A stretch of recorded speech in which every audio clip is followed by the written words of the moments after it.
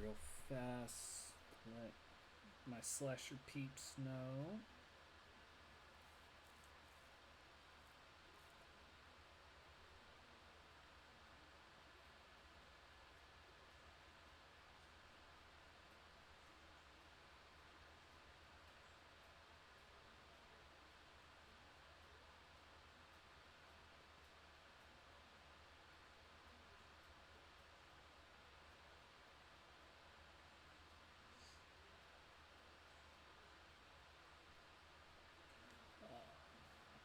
Alright, there we go.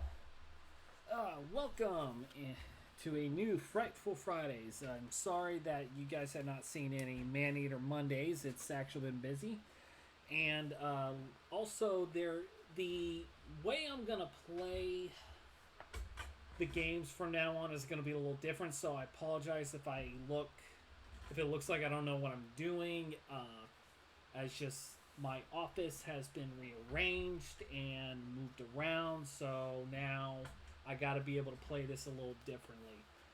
The upside is that I'm able to sit down much more comfortably. My microphone is now on my desk and much more steady, so I can be able to talk a lot easier. And I can play and also take a look at what's going on at the same time. So, but for now, let us have a little fun with my pre-show on reading with more Bindi and the Ink Machine.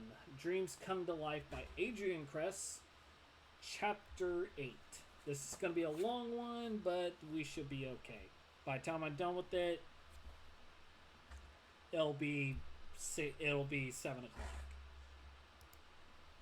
And also I apologize if you hear any sounds. That is messages going off. I got home early enough to join Mom and my grandfather for dinner. It's so nice to see you, buddy, Ma said, giving me a big squeeze as she placed my plate in front of me. Thanks. How's Mr. Schwartz? I was trying not to grimace as she ruffled my hair. Oh, he's fine. How's the studio? I didn't think that Mr. Schwartz was fine, but then again, things at the studio weren't really so fine either. That was kind of what we said, though. It was our routine. When life isn't easy and days are long and tough, you don't really want to get into it. So that's what you say, and you carry on. We sat there then in silence. A whole lot of nothing conversation, including my grandfather, who just sat silently scooping food into his mouth. This was fun. I ate as quickly as I could and then disappeared into my room. I needed to clean it before my grandfather did. I sat down on the floor and placed my stolen paper and ink next to me. Then I took a sheet and put it on the windowsill. It wasn't as wide as a desk, but it was a solid enough surface, and I'd been using it to draw on since I was a kid. I was lucky the windows went down as low as they did, and that my body was as long as it was. Time to draw. Yes. Dot, you know very well what it's like facing a blank page. I know that writers get the same feeling. It starts off exciting, but as the seconds tick by, the minutes, the feeling starts to turn. To feel bad. You get anxious, and you can almost feel the paper is making fun of you. I think this actually hits a little too close to home for me. It's not all the time, but it seems to happen exactly when you really need to draw something, or write in my case. This feeling of pressure, not fun. Boy, this really is hitting close to home. I cracked my neck and pushed my hair off my forehead. It stayed standing upright since it had been matted down with sweat. I was ready for the summer to be over. I took off my button up and sat there in my undershirt. It was cooler, a little bit, a very little bit. Just start drawing. Draw anything. Cowboy Bindi.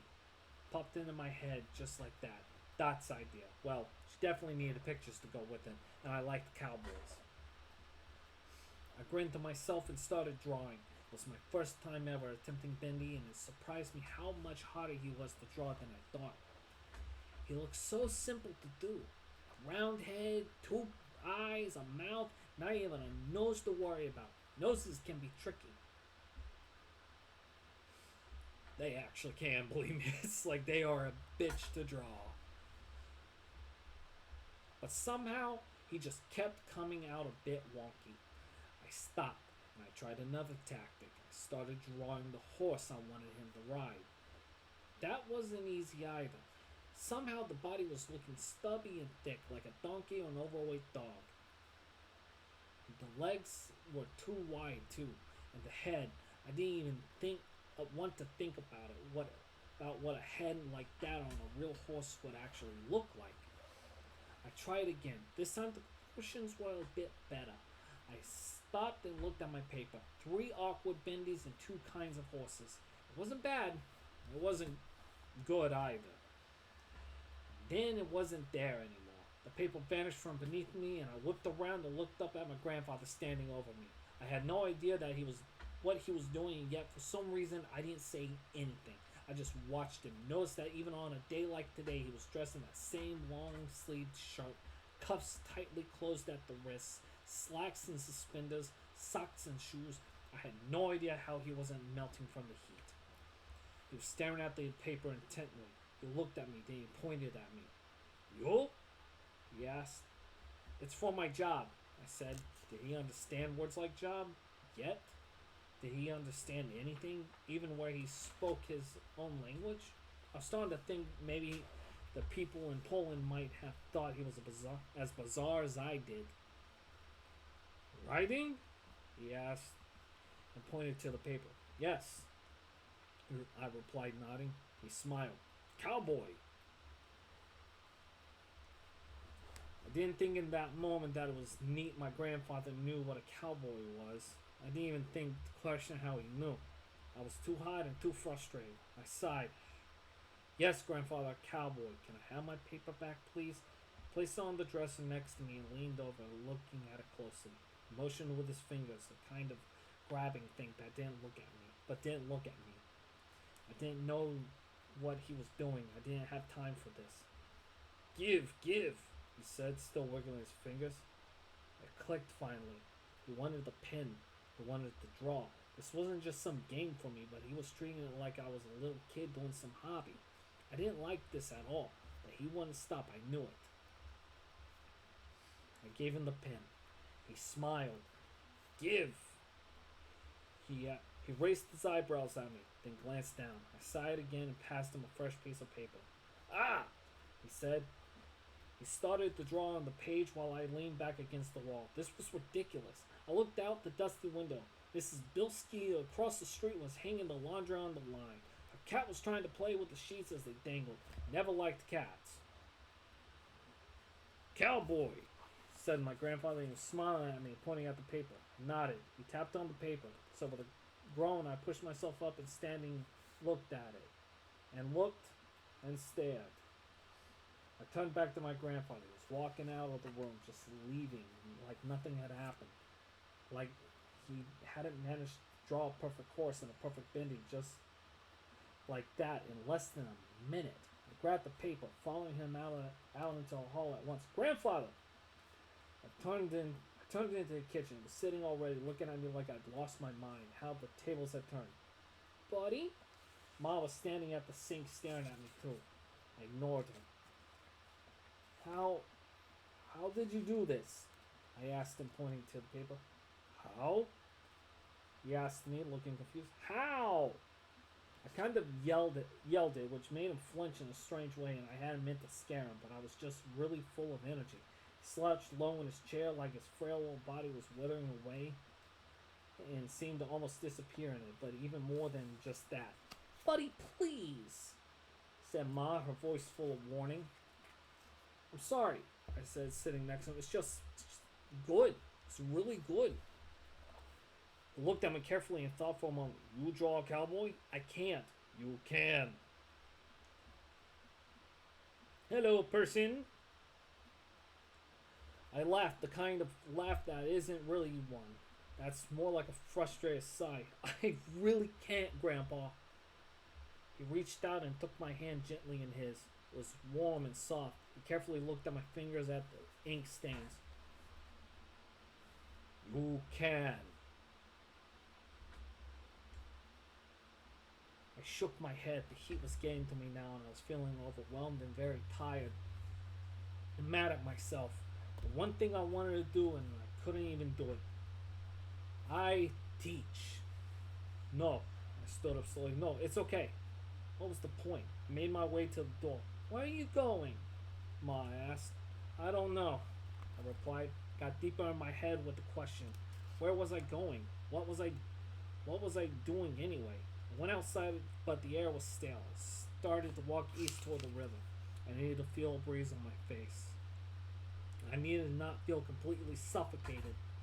I picked up speed, and soon I found I was running away, running towards something.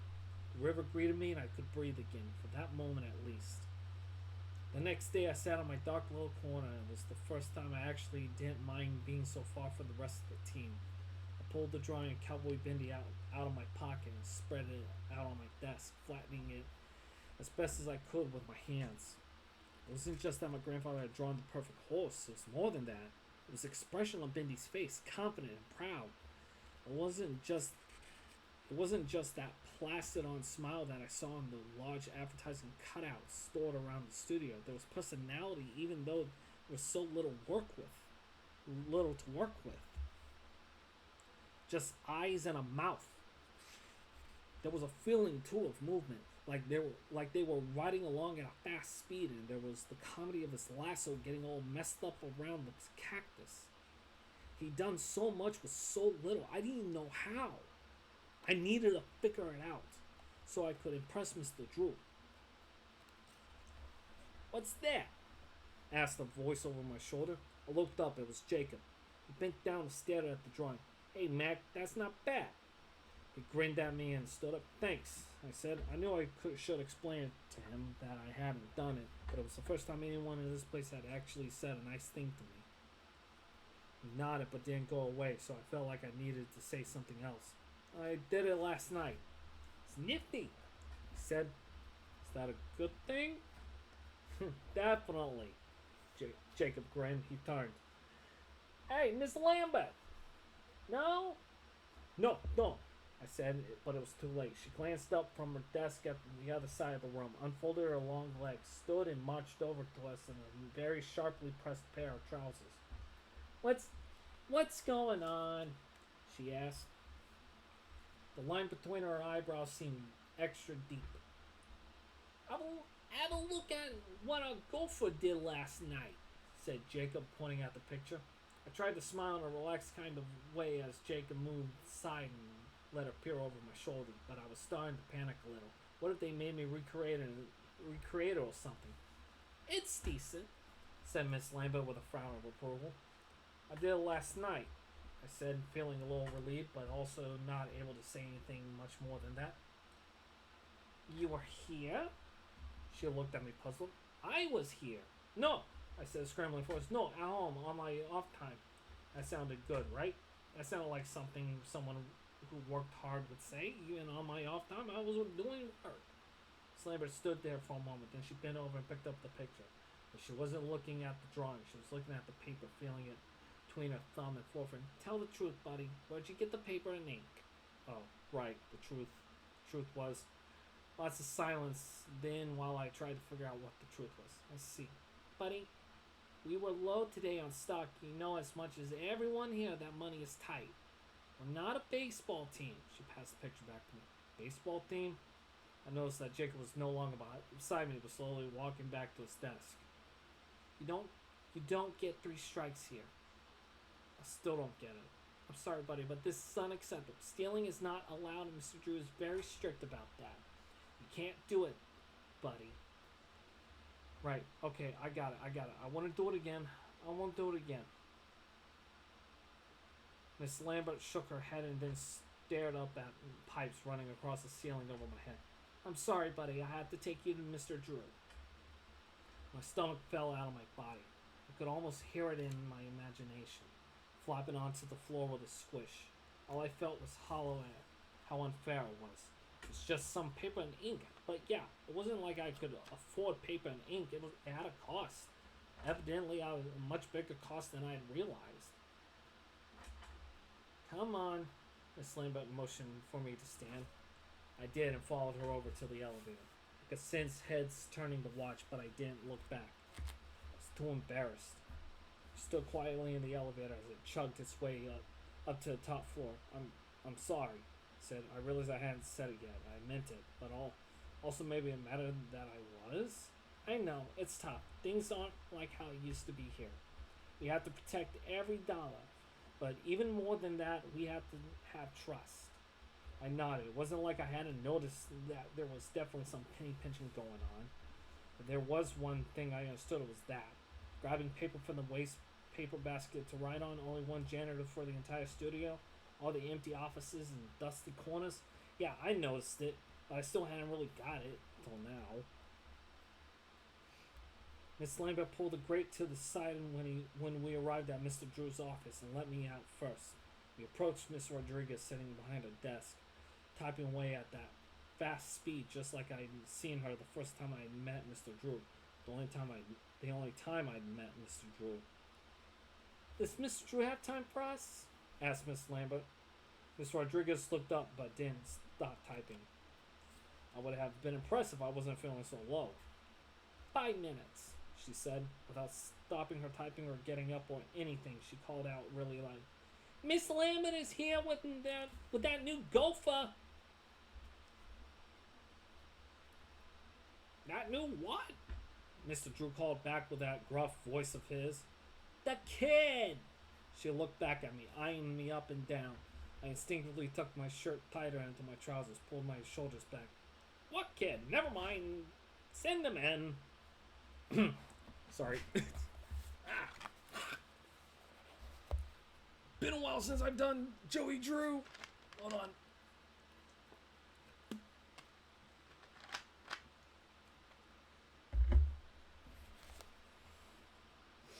Miss Rodriguez gestured toward the door with her head, looked back down at her typing. I glanced at Miss Lambert, who didn't seem to find any of this strange, and walked over to his door and opened it. Mr. Drew, we have to talk. Sure, come on in, I heard Mr. Drew reply. Miss Lambert turned to me and gave me this look that I knew definitely meant I should follow her. So I did, and we entered Mr. Drew's office. He was sitting behind his large desk with a big stack of papers all over it.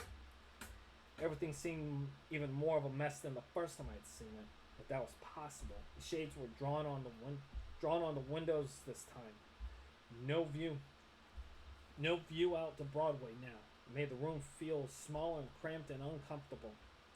Or maybe it was because I was feeling uncomfortable. What's all this about? He said, not looking up, instead focusing hard on a piece of paper in front of him. It's the first time I had seen the man since he'd hired me. Since I had brought him a suit, and now I was about to be fired. What would happen then? Would Mr. Schwartz take me back? I didn't think so. Ma would be so disappointed in me. I'm sorry, Mr. Drew, but this new kid of yours was caught stealing, said Miss Lambert. Stealing? He finally looked up at me, stared at me. The kid, said, pointing at me, remembering I existed. That didn't make me feel bad at all, being forgotten. Nope, not at all. Yes, sir, Buddy Lewick. Unfortunately, he was caught stealing, and per the rules, well, I brought him to you to handle it. She sounded tired, like this was the last thing she wanted to be doing right now. I didn't blame her. Well, Buddy, what do you have to say for yourself?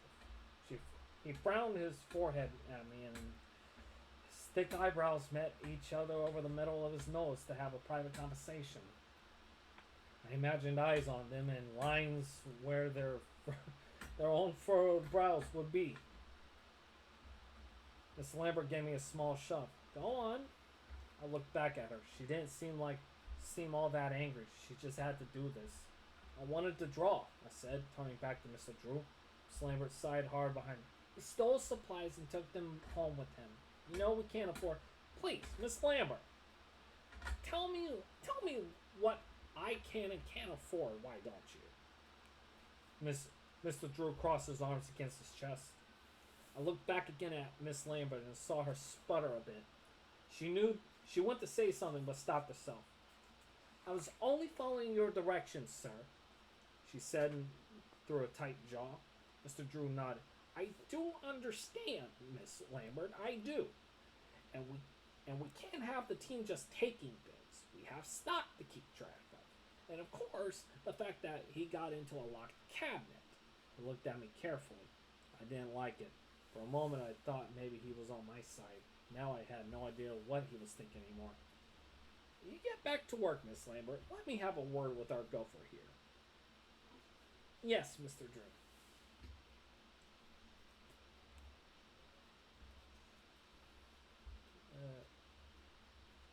Now I remember where I was. With that, she turned and left the office, her shoes clicking away until it was eerily silent. Mr. Drew didn't move. He didn't say anything. He just kept looking at me in that way he'd been looking at me. Buddy, right? He said finally. Yes, sir. He was still for another moment. Then, okay, let's see it. See what? You wanted to draw? So let's see it. Let's see the finished result. I didn't have a finished result. All I had was my grandfather's drawing in my back pocket. I reached back and pulled it out, placing it in Mr. Drew's already outstretched hand. He unfolded it and looked at it. He looked up at me. Close the door, buddy. I closed the door. Sit. I sat. There are things I'm supposed to say and do as a boss, but the thing is, kid, I never planned on being the boss of anyone. I was just a man with a dream. I was just a man who knew what he wanted, and took one step and then another, and soon I was dancing. You get me? Not really. Yeah, I said. I'm supposed to tell you stealing is wrong. Now, believe me, I don't like it when people steal from me. But is this stealing? He held up the drawing. Stealing is you taking something from me. Someone who claims something is his when it's mine. I don't have much tolerance for anyone who takes something from me. I don't think any man does. But when you're doing something for the greater good, when you're creating and making things and taking that extra step on the dance floor, that's not stealing. You know what we call that? He watched me expectantly, but again, I had no idea what to tell him. I don't, sir. We call that ambition. Mr. Drew finally smiled then and leaned back in his chair. I wasn't sure how or why, but I understood then at the least I wasn't in trouble. I understood that for some reason I was actually being praised. Mr. Drew looked at the drawing again. This is good, buddy. Real good. I knew you had the skill, but I didn't know you had the ambition. You were impatient. I get that. I've been impatient my whole life. You knew what you wanted and you took it. I get that too. For the greater good. For the greater good. For the greater good. I repeated. This story he was making up about me was part lie. I wasn't that skilled. I couldn't draw like that. I felt guilty for a moment until I realized that the stuff Mr. Drew was impressed with was actually in the lie too. He just didn't know it. Showing him the picture my grandfather had done had helped save my job. It had been for the greater good. I like you, buddy. I'm sorry I haven't been around much. I've been working on a project. It's been tricky. Not everything works on the first try, you know. That I definitely did know. Yes, sir. Been a lot of late nights and meetings and investing in technology. I'll admit, I don't entirely understand. You gotta believe me when I first saw a movie, I thought it was magic. That's how I am with new inventions. It's all magic to me. He sighed. Then, as if he'd made up his mind about something, stood. So, don't take my absence to mean I don't like you, buddy. I don't, sir. I didn't mention how he totally seemed to forget who I was a moment earlier. Probably because I didn't want to think about it. I wanted to believe him. Good. Go with me. I have something to show you. I stood and followed him out the door. I thought we were heading for the elevator, but he turned down the hall past Mr. Rodriguez's desk. I followed him to a small storage closet that he unlocked with a grin, and he pulled the chain for the dim, dusty light bulb in the ceiling. There was a couple novelty cans of bacon soup on a shelf to the side, and a cutout of Alice Angel. Against the back wall was a pile of boxes stacked to the top, and that was what Mr. Drew started to move aside. Help me out here. Help me out there, would you, buddy? He said, passing a box to me. It was large, but light, almost like it was empty. I placed it to the side and took the next and the next. And that's when I noticed the hole behind him. As we cleared the last box, Mr. Drew turned to me with a finger to his lips, then motioned for me to follow him. He disappeared through the hole into the dark beyond. I admit, I approached it carefully and with a bit of concern. I should just have trusted him, I guess, but it was such a strange thing to be doing. To just casually move some boxes in a closet and then walk through a giant hole in the wall. And getting closer, I could hear strange sounds from the other side. They were hollow and echoey. Voices? But I couldn't just stand there doing nothing. I thought about Dot. Thought about all the stuff I'd done already. I could do this. Besides, when your boss tells you to do something, I stepped through the hole and out onto a small wrought iron landing, kind of like a fire escape. I stared down between my feet. The floor was far below in the dark. I could see the shadows of gently swinging ropes below me. Ahead was a catwalk and a brightness in the distance. Mr. Drew gave me a look and I followed him along it, holding on to the railings on either side and not looking down. I didn't really have a height thing, but maybe I had a bit of a height thing. The voices I heard got louder now, and I realized they were coming up to us from below. But I still kept staring straight ahead at Mr. Drew's back and at what was around us. There was a lot of ropes now and cables here too. A dark curtain ran along next to us. We stopped. They close next week. Or, they close next weekend, he said quietly and looked down. So I finally looked down again too, and that's when I got it. He was standing above a stage. I stared down through the lighting rig to the stage below. Far beneath us, maybe 50 feet down, I could see two actors walking around on a set that looked like a fancy living room. It was neat. It was neat because where we were standing, we could see the top of the back wall of the set, so you could see both sides. A front part covered with fancy wallpaper with a large window cut out of it. In the back part plain plywood with wooden supports propping it up. The actors were under very bright lights that contrasted sharply with the darkness on the side. In the shadows were two stagehands sitting on apple boxes, dressed in black and not doing much. I like watching them like this, said Mr. Drew. Yeah, it's neat, I replied in the same quiet voice. Oh, it's more than neat, buddy, he replied. It is? Mr. Drew leaned on the catwalk, railing still staring down through the twisted maze of cables and ropes. They have parts to play. They do it the same way every show. Every pattern they make on the stage is repeated. Audience laughed just then, a muffled wave against the short curtain in front of us. Did you hear that? Of course I did. Yeah? Audience laughs every time at that same part. They are under the spell. They don't know that they're going to laugh exactly at that point in the play, but they will. It's their fate. It's Mr. Drew's turn to laugh. It was interesting to listen to what he had to say. It was true. In a different way of thinking. A twisting kind of way that I wasn't really used to.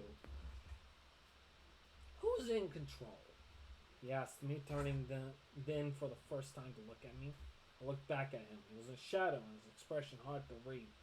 I wasn't sure if the question was supposed to be answered, but I tried my best. The actors? I asked. Mr. Drew shook his head and looked down again. Not the actors, buddy. They need to be told where to go, remember?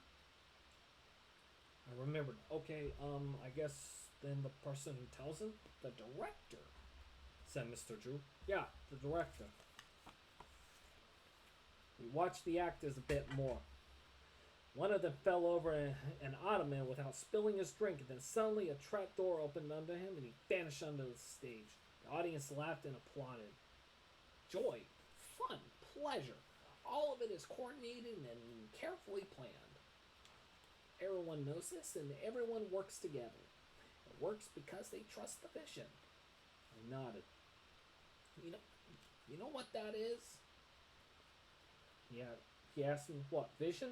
I replied, yes, sure. What is it? I looked at him and he was staring at me hard. Oh, it's having a dream, I guess. Wanting something and seeing it like it's real. Like when people talk about visions they've had. Sometimes religious or sometimes they're sick and see things, and I stopped because I could tell I was rambling. I knew no one liked my rambling. Go on. But the way you're talking about it is like seeing something in your imagination, wanting to make it happen. Mr. Drew smiled then and snapped his fingers at me. Exactly. Making your dream a reality. Dreams come to life, I said automatically. I'd seen it on the Bindi poster enough times. They do, buddy, they do. I looked down at the stage again, so I did. So I did too. But they don't happen without work and ambition. You gotta fight for your dreams. Fight hard. Now I couldn't tell Mr. Drew was talking to himself or not. But then he stopped talking entirely, so I didn't have to worry about which it was. At first, his silence made me uncomfortable, but I got used to it and began to enjoy the fact that I got to watch more of the play. I didn't know what was going on or who the actors were pretending to be or even why the audience laughed, but there was something really fascinating in watching from this angle. It also made me have that empty sort of feeling, that one where I realized that I'd miss out on something I didn't know I'd miss out on. I'd never seen a play. I'd always thought the lights on Broadway and Times Square were enough, kind of like a painting, I guess. But inside the buildings there was also magic. I never thought much about it until now. Suddenly my whole body lurched forward, my hands losing their grip on the bar, and my feet slipping from under me. I thought I was going to fall to the stage, crack my skull on one of the lights, land on the ground, my legs twisted under me. It was such a vivid thought that for a moment I thought it had happened. I screamed out from fear and the pain that I wasn't actually feeling, and then the world came back into focus and I realized I was still on the catwalk. Mr. Drew was laughing really hard. I noticed then his hand gripping the back of my shirt, holding on to me. I looked down. The actors were looking up at me, or at least into the darkness. Magic had stopped. Everything had ended with that moment. Sorry, buddy. Terrible prank. I shouldn't have done it. But you see now what I mean? I asked Mr. Drew, offering me his other hand, pulling me upright. What? I asked. I was out of breath, even though I hadn't gone anywhere. I was still trying to understand the nature of the prank. When everyone is working together, it all goes smoothly. When one person doesn't, everything stops. Did you push me? I asked. I yanked you around a little bit. All in fun, buddy. Like an initiation, you know? I didn't, but I felt better that it had been a joke and he hadn't put me in danger, even though it felt like he had. It's kind of funny, actually, now that I'd calmed down. I imagine I must have looked pretty silly thinking I was about to fall to my death and screaming like that when I was safe. So silly. I bought this theater. Said, you what? This. All this is mine. He gestured with his arm at the dock space. That's impressive, was all I could think of saying. He nodded and took a step toward me. Still a secret, so don't tell anyone. I gotta figure some stuff out, but everything's changing, buddy. Everything. He placed a hand on my shoulder and looked at me intently. That's a good thing, I said, but I kind of meant it as a question. Mr. Drew smiled and nodded. Oh, yes, buddy. It's a very good thing. And we will continue on next week. For now, where is that? There it is.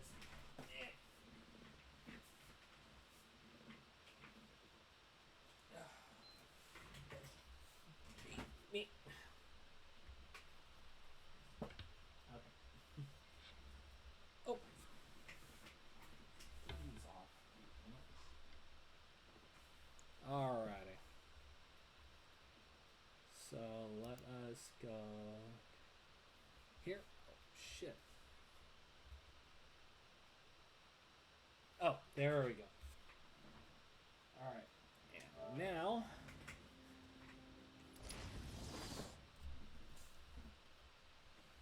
we go ahead and play some Arkham.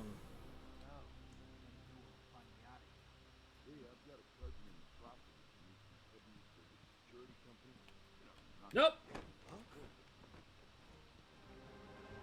Damn it. Shit.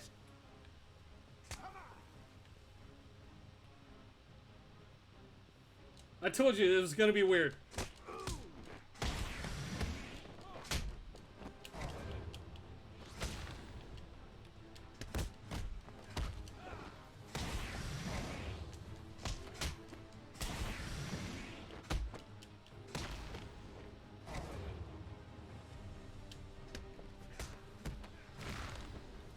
Boom, bitch. Yeah, see, I told you it was gonna be weird to be able to play it this way.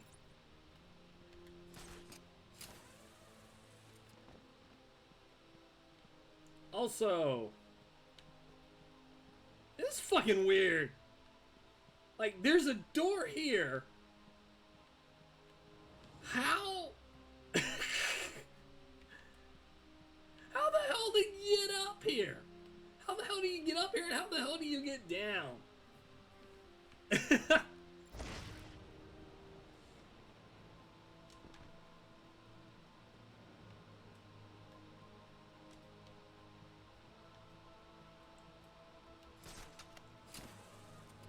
Makes no damn sense. Oh, that's me. Okay. That made...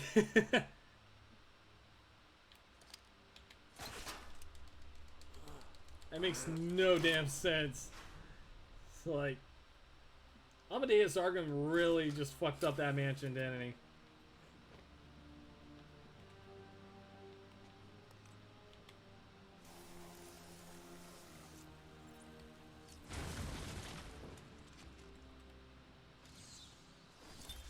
My journey lasted little over a month.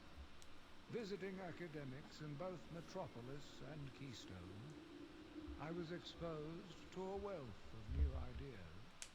I began my day returning home in good spirits, eager to see my wife and family. I ended it kneeling in their blood, broken fragments of my life, pouring through dripping red fingers.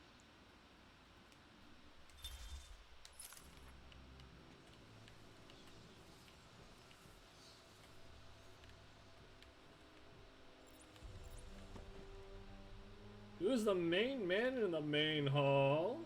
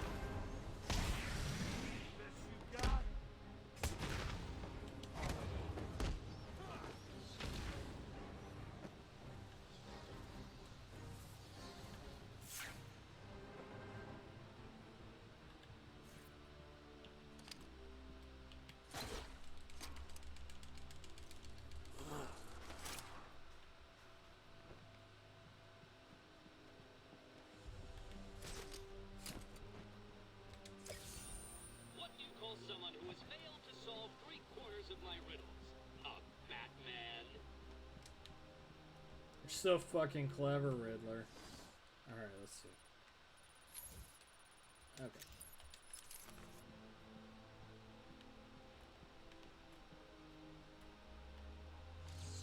My god, it looks like a promotional photo.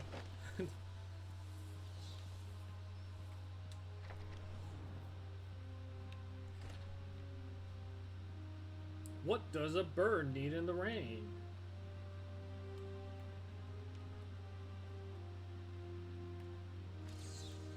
Another one? Can it be? No, there's no way. You can't find them all. It's impossible.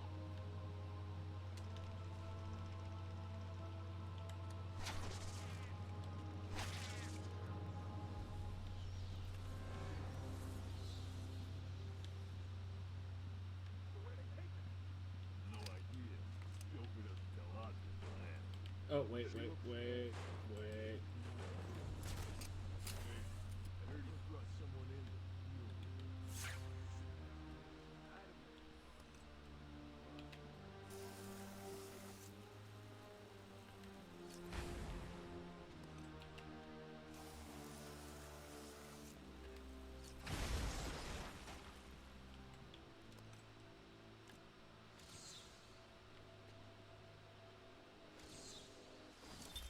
I returned to my work, but I could not shake the pictures from my mind.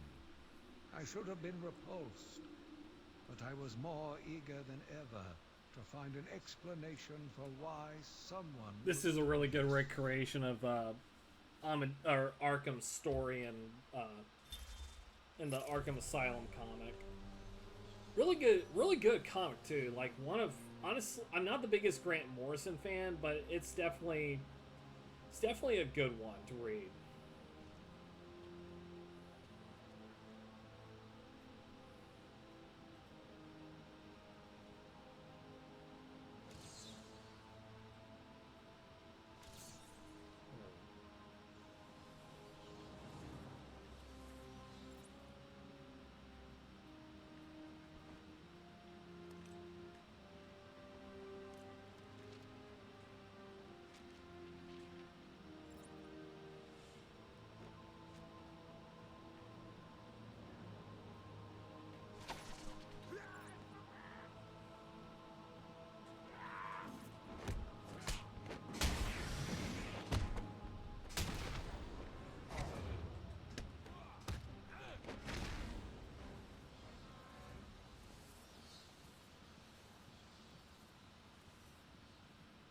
Nope. Okay. So that's gonna be another.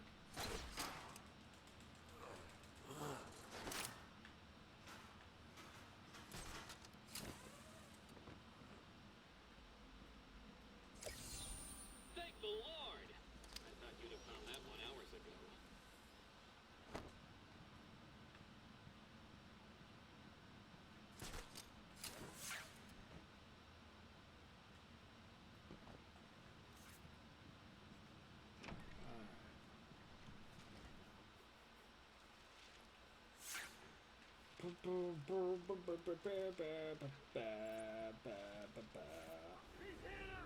Welcome to the Arkham Library.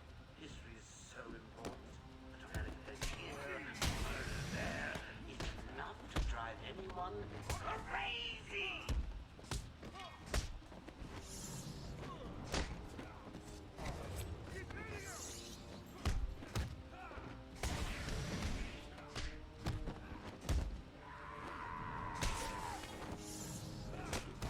Damn it!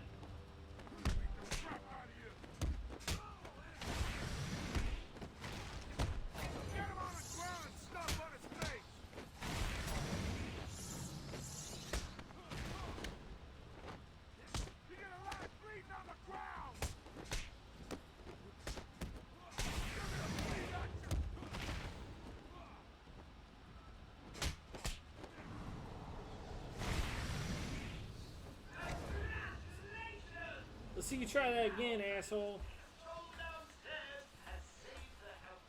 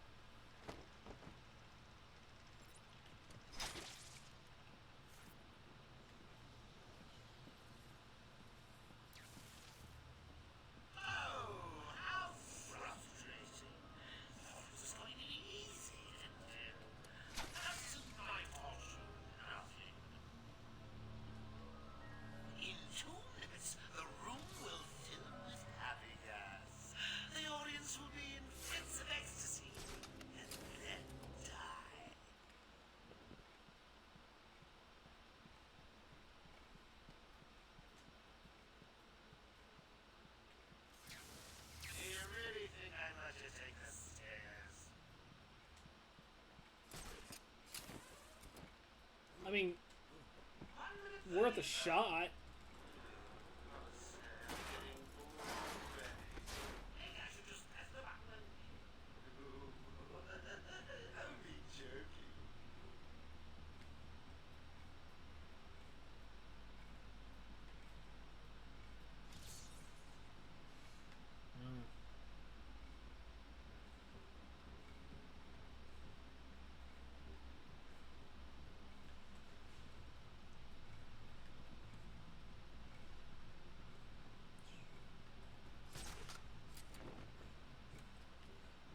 I do think like Arkham Asylum's got some of the best level design.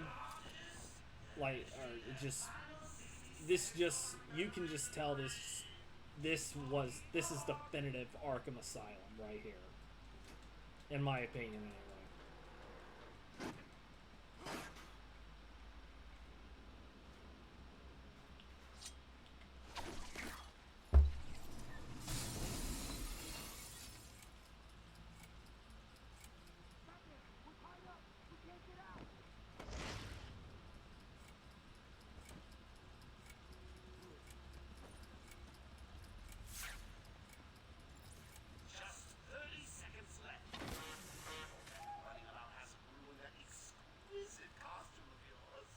Thank you, Batman. Are they all gone? Yes, you're safe. What happened? It all happened so fast. Some patients broke in, began tearing up the place. They were looking for something. Bill here fought back, but there were too many. They took Dr. Young. She rushed in here and they followed. I'm sorry. When I came to, we were all tied up. Doc Young was gone.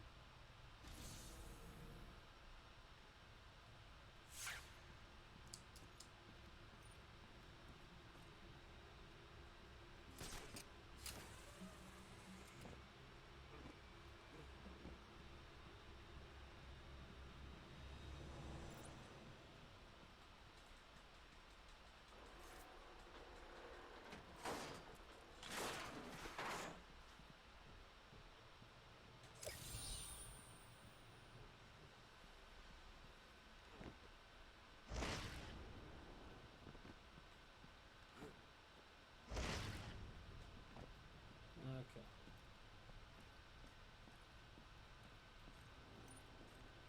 Oh, no, wait. I already got there.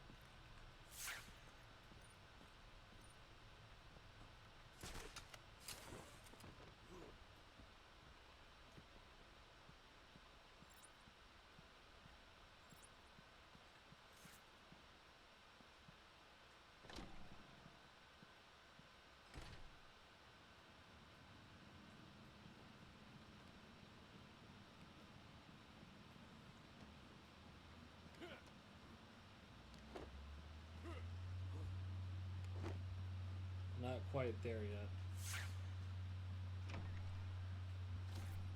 What's going on?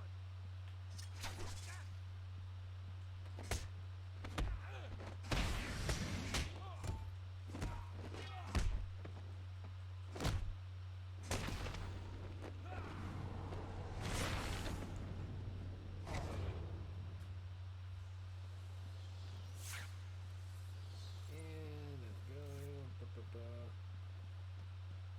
Oh, God, look at that cape texture. Look at how that cape flows. Oh, fuck, I love it.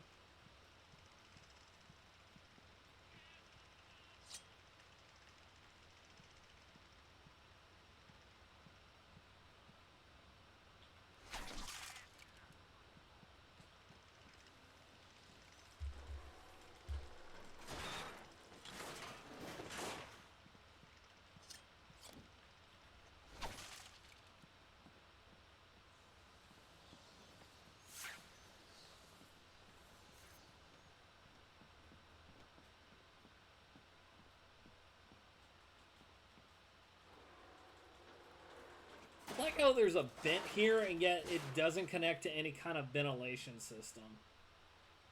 It's just there. Patient interview 1. Patient was referred to me after the incident with Dr. Murphy. He appears to have suffered a breakdown of sorts. I believe it was brought about after the loss of his wife and child. Turn that off. As yet, the patient has been unable to speak. Continued observation shows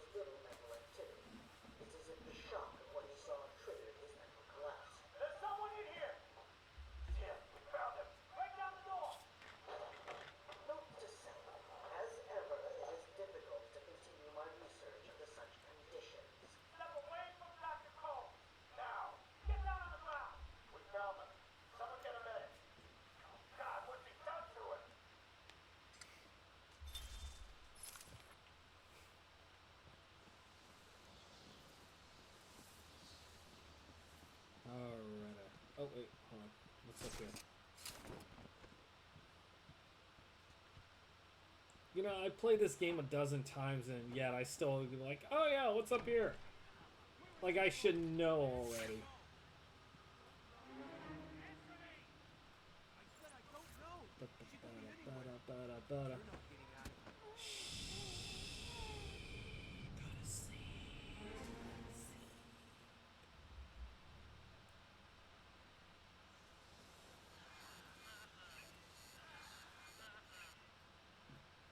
What's that collar doing? Why is it making that noise? It's the suicide collar. And it sounds weird. Suicide collar? They've got some other name, but, well, we just use them to monitor patients' heartbeats. If it drops too low, the alarm goes off and a crash team rushes in. And so does my crew if you trigger one. How do you like them apples, Bats? Standing around in the... the West Wing. Starring Martin Sheen as Amadeus Arkham. President Amadeus Arkham. Let's get that right. And Rob Lowe as the Joker.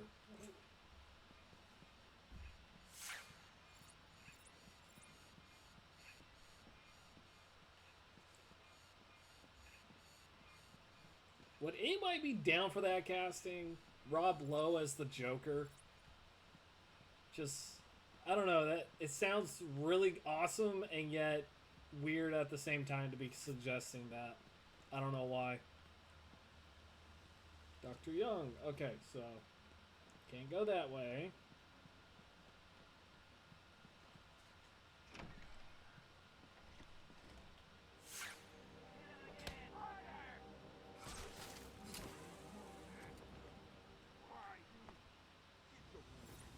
Tell him he's not talking. What are you doing?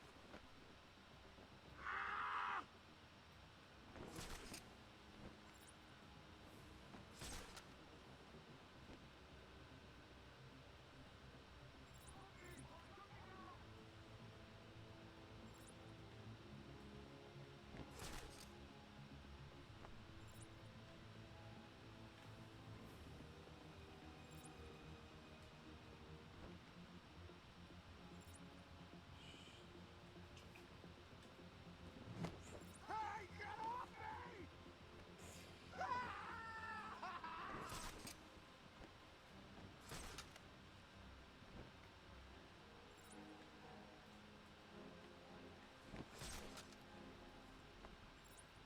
Help me! I can't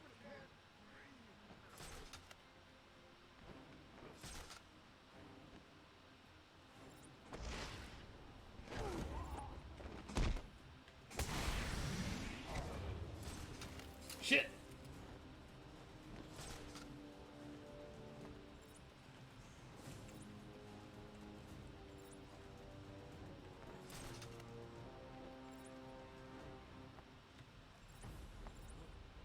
Oh, damn.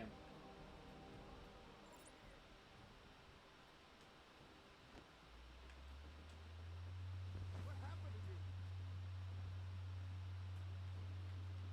Okay, so can't do that. What are we gonna do? Damn, I was gonna sneak up behind that guy. Leave him here. Spread out and fight that bat. Wait up. I'll watch your back. What's your back?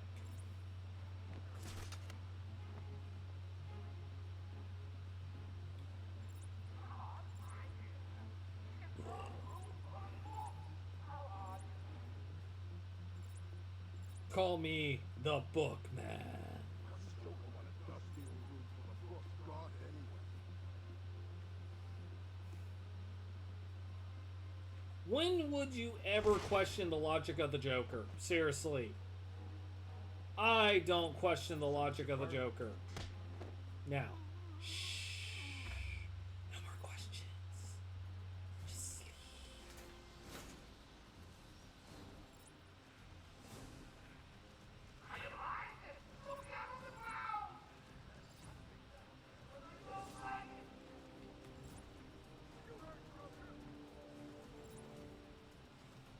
Man down! Man down!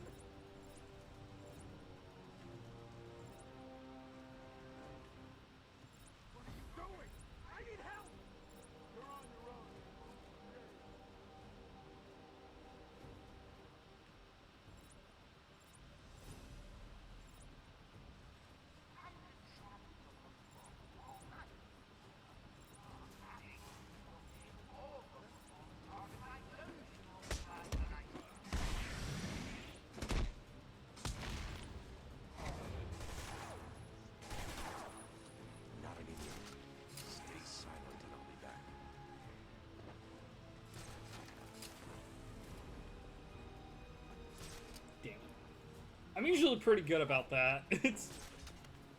I got a little cocky there.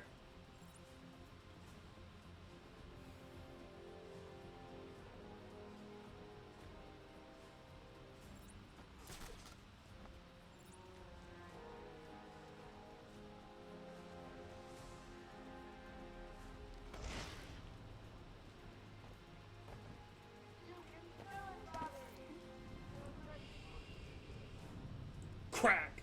It's just crack. It's like, this is the Snyder version of Batman. Batman, we're tied up. Need help. We're the only comic I've ever read is Dark Knight Returns, where he doesn't technically kill anyone in that either.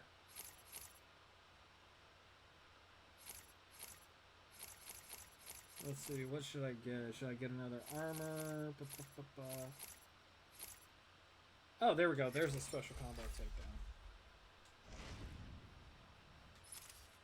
Where did Dr. Young go? I told her to run. These guys came in looking for her. I told her to go to her office and hide. Does she keep her records there? I guess. She was pretty desperate to get in there. Her office is over there. How long ago was this? I need to find her notes before Joker gets his hands on them. 20 minutes, maybe more. What's so important about the notes? Joker wants them. That makes them important. Stay here. I'm going to find Got a point. Not a problem. I'll try the radio, see if anyone else is around.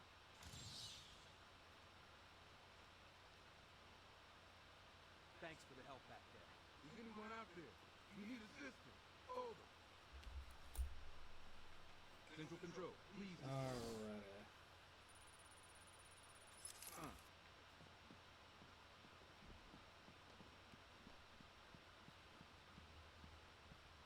Wait. Oh, right there. Wait, hold on. This is security officer. Hold on, I want to get some stuff first.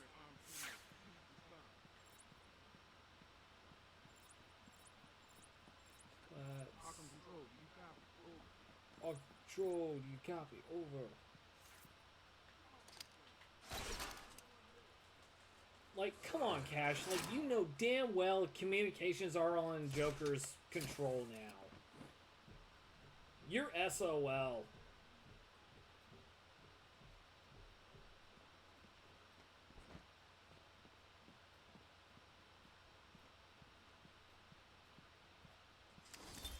Patient interview 6. Dr. Crane has been back in custody for 3 weeks. Regular sessions have been... Okay, here's one other thing. Alright. You would think a former psychologist or psychiatrist like Scarecrow would have had his license revoked and he can no longer be called a doctor. 3 weeks ago. What did you think you'd achieve? Dr. Murphy is still in therapy. Dr. Murphy. His personal demons, his fears. It's all quite fascinating, really. But you were a respected doctor. A brilliant mind. Now just another resident in Arkham. Can I have a drink? A strong one? This kind of question bores me. I'm afraid not. Interesting choice of words, Doctor. Tell me, what are... This is he's very much like channeling Jeffrey Combs and Reanimator. Like, you can tell by the inflections. Like, he listened to he watched Reanimator or From Beyond and just went, hey, let me just be Jeffrey Combs as the Scarecrow, which Jeffrey Combs was the Scarecrow. And oh my god, was he creepy in that.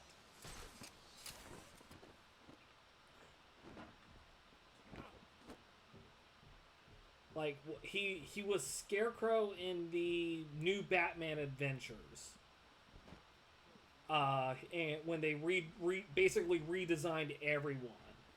And Scarecrow had like one of the best redesigns. Honestly, it was probably one of the only redesigns I actually liked. This is security officer Cash.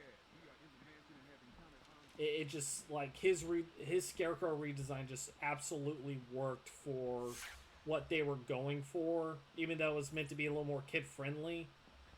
But it just, Oh my god, that design gave me nightmares. It really did. It's like he looked like the villain from the Poltergeist sequels, basically.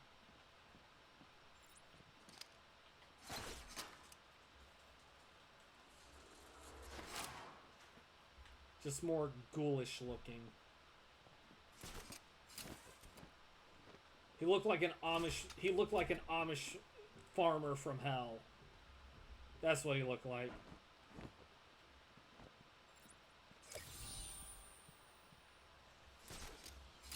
That's the most apt description I can give.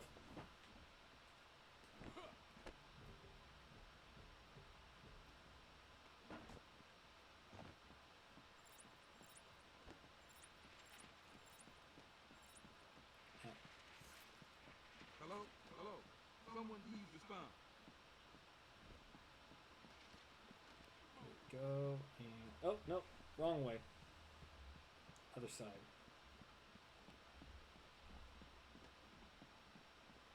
Hello? Hello? Anyone who understands please respond.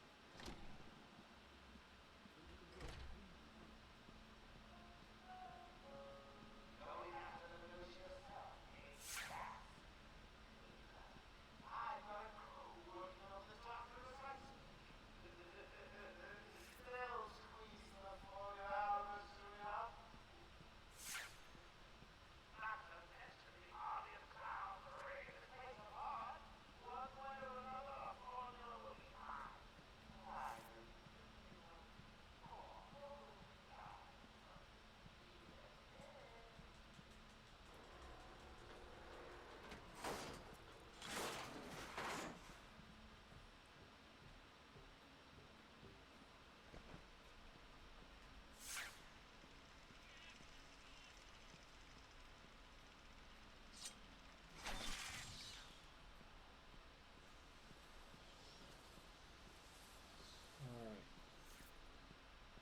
Here's Amadeus Arkham's room.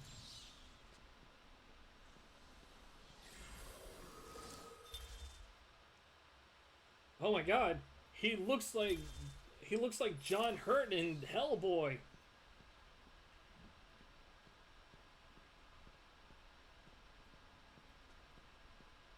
Wait, oh, right here. There we go.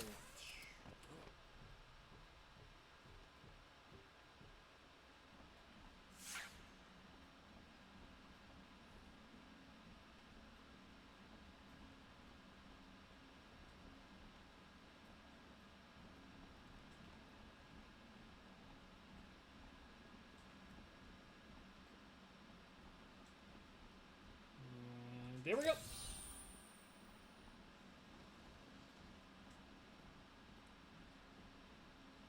Da-da-ba-da-ba-da-ba-da, rolling through the ventilation shaft. Da-da-da-da. You could be the one to tell him. I'm not gonna. Gonna be open any second. Damn it! You're an idiot.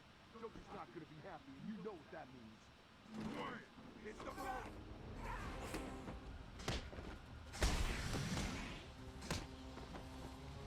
All you have is bats?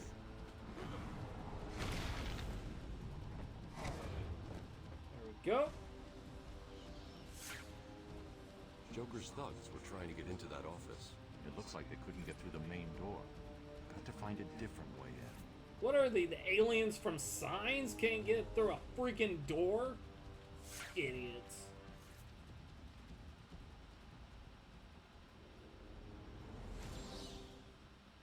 Ra's al Ghul.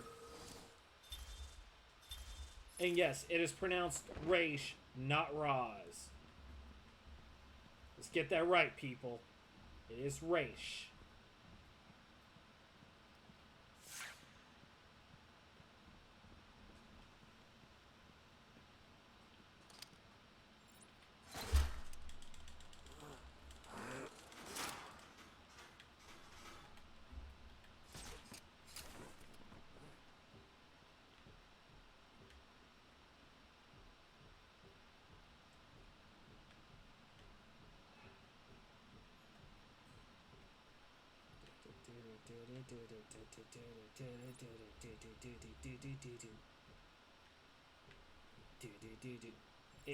There we go. Aha.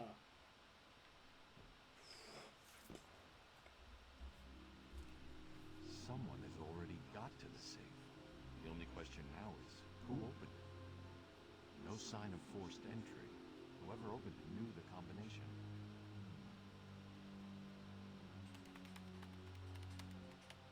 Let's see. Good. Dr. Young got to her notes before Joker. She's taken them to hide somewhere. I need to follow her and find out where she put them.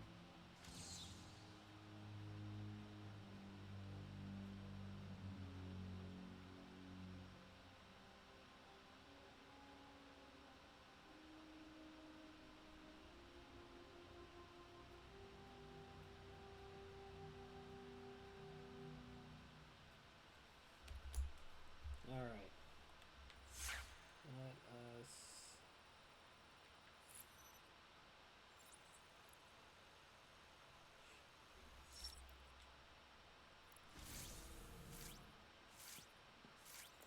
I will say though, like, it really doesn't help, or it really like keeps you from enjoying the level design of this game when you have to be in detective mode almost 99.99% of the time. As I thought, it's just a twisted diversion. The real action's on Arkham. And you thought there were actual bombs, Barbara. See, this is why I'm Batman. And you're not. Patience. You're cheating.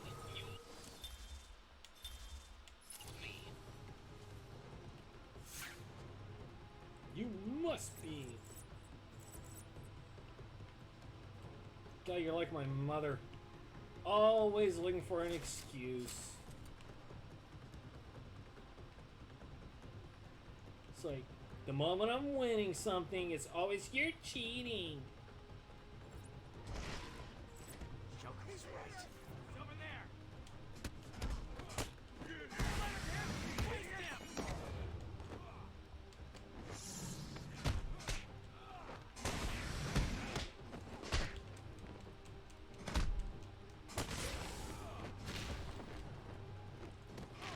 Take him out. Boom, bitch. Right in the face, and you're ragdolling like you have no bones. What the hell? Patient interview 9. Dr. Crane continues to evade questions. I believe he is quite sane, just evil. He takes no interest in the people he has hurt. His research appears to be... Then I don't think he's sane. That's called That's called being a psychotic. Fear drives everything, Stephen. Everything. Your life is governed by fear.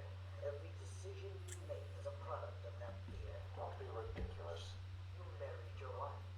Margaret isn't it? Because you were scared of dying alone. You have children because you're scared of leaving nothing behind that really matters. You go to the doctors because you're scared of dying. Do I need to go on? No. I think that will be all for today. Guards?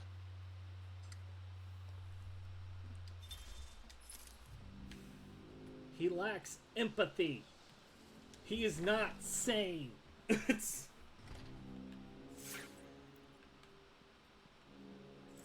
Seriously, what kind of fucking doctors are you? It's like you can't even properly diagnose someone like that. Granted, yes, I know mental health is a lot more complicated than that. And I am not a licensed psychologist. I don't have a PhD in it. It's just, like, some of the basics, you just kind of think, well, then he's not sane. I mean, it's a good line, but he's not sane.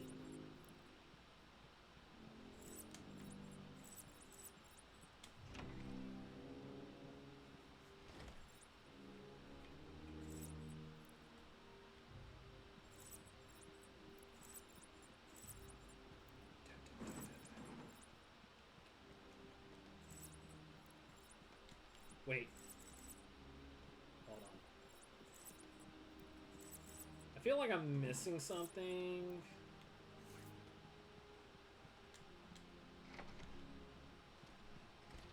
No. Okay, so it's the other end.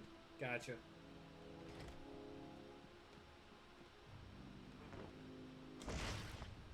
know what? Hold on.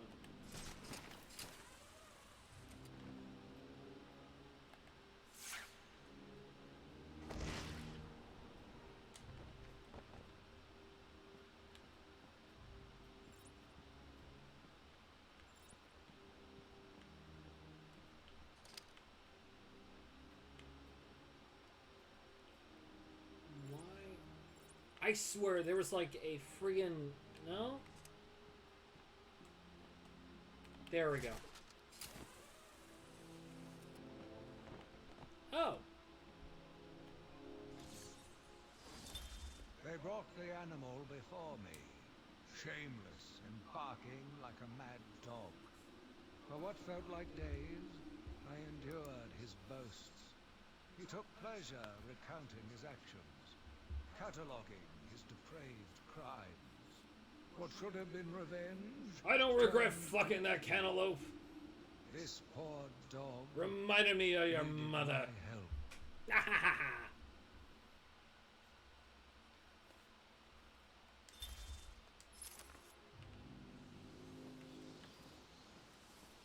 Please don't fuck a cantaloupe. Just don't.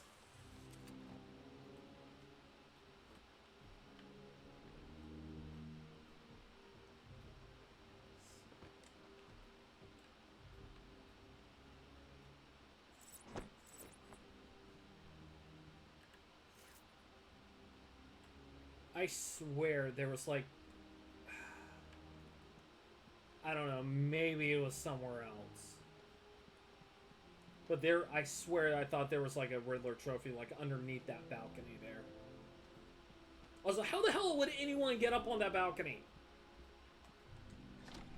Aside from a ladder. Like, I love the level design in this. I love where the secrets are kept. But there are just some places where it just defies logic.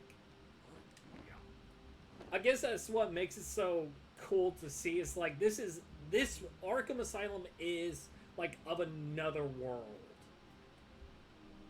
This is the hospital from hell, basically. And that is the point.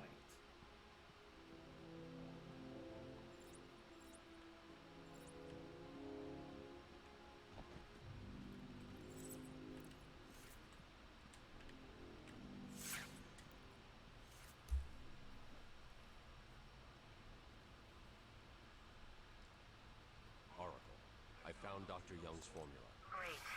Burn it. I mean, you've stopped Joker? It's never this simple with him. What's that you got there, Bass? No, not the formula. What am I going to do? Who can help me now? What's that? How about our old friend Zaz? I did bump into him on the way back from the gardens, and no doubt he was acting out some twisted fantasy. Maybe he could get her talking? I think he probably can. Great! It's like, dude, you do not want me to be thinking about what twisted fantasies is going through Zaz's mind. You're gonna think I'm depraved.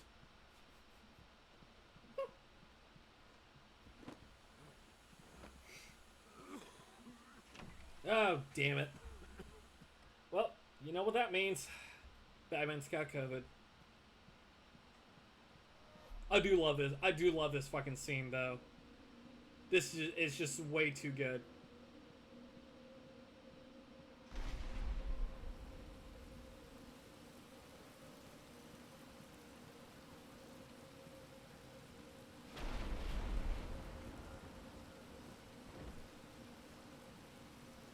Oh, someone just left a giant fucking hole in the ceiling. God, they need to maintain this damn hospital a lot better. It's not. I'm not made of money, you know. I'm sorry, Daddy. Go easy on him, Tom. He loved it so. Alfred will wait. Keep up, Bruce. what movie do you think Bruce, the Waynes would have seen, like, in the 90s that would have Where are you inspired taking us? Bruce to become Batman? It's starting to rain. Or helped his Bruce is influence? tired. Can't we just wait I for would him say, to- like, The Shadow. The Alec Baldwin Shadow, which is an awesome movie. I don't give a shit what anyone says. That movie's amazing. And I highly recommend the Shout Factory. The Shout Factory special edition.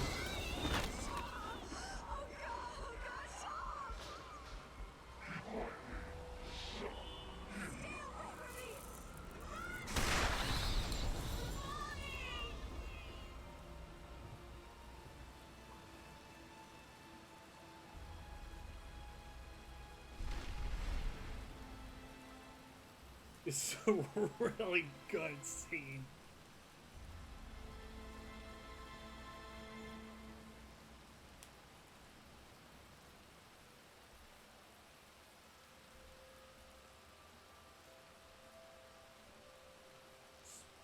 We're just gonna hold it there for a moment.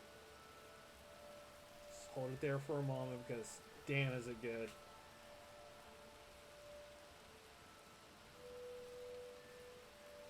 While I scroll through my...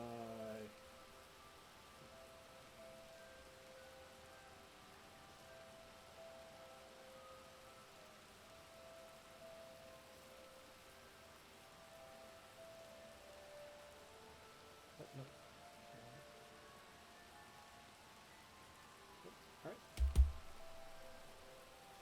Come on, kid, this way. Just want to Take a scroll seat through in my office. Twitter, Is he okay? my tweets. He'll be fine. Kid like that for all that money, he'll be just fine. I'm gonna assume that's Flash. He's 8 years old and all alone. Money won't fix that. Whatever you say, Gordon. His butler's on his way to pick him up. You hear that? He's got a butler. I'm sorry. I just need to ask you some questions. Can I get you anything? You okay? My parents just died, Jim. I know you don't feel like answering me, but it's the only way to catch who did this. Then ask the right questions, not if I'm okay, you asshole. I don't know. It's this city. There's something wrong. And listen, son. Call me Jim.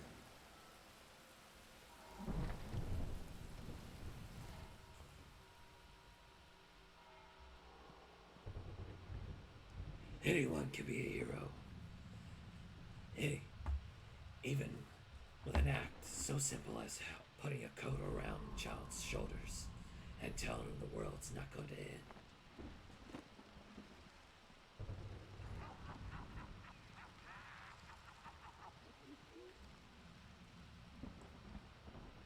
Me personally, I always preferred like Gordon actually having figured out who Batman was, just never wanting to tell him, because it just shows that yes, Batman is Bruce's most well-guarded secret, but not everyone is dumb enough not to put two and two together.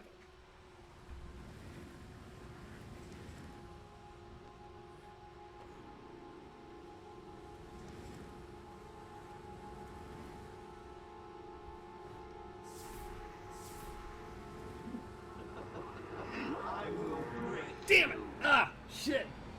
I ran too. I didn't stop in time. I didn't stop in time. And at the end of fear, oblivion.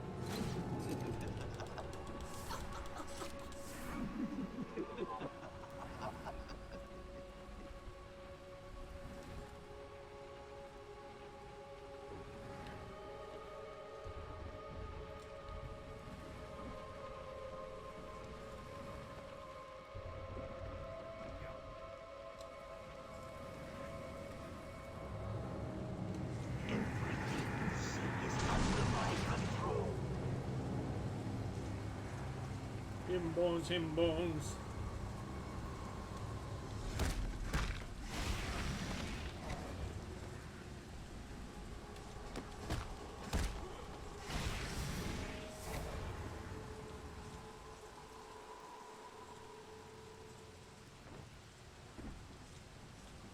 I remember that GameStop commercial.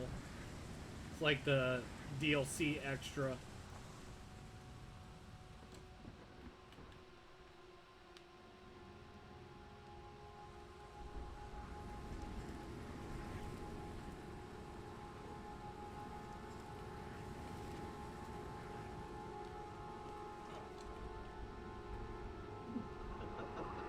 I will break you.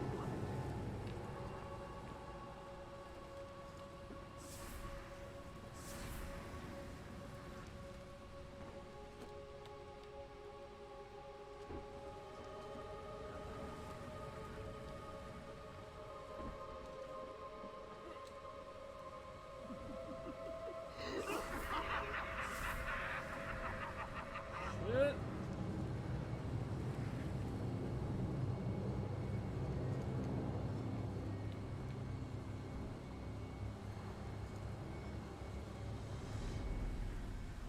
Fuck! Ah, damn! Damn!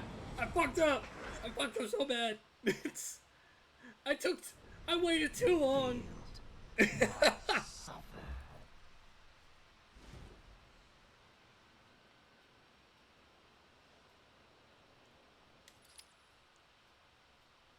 It always gets harder along, in later, yeah.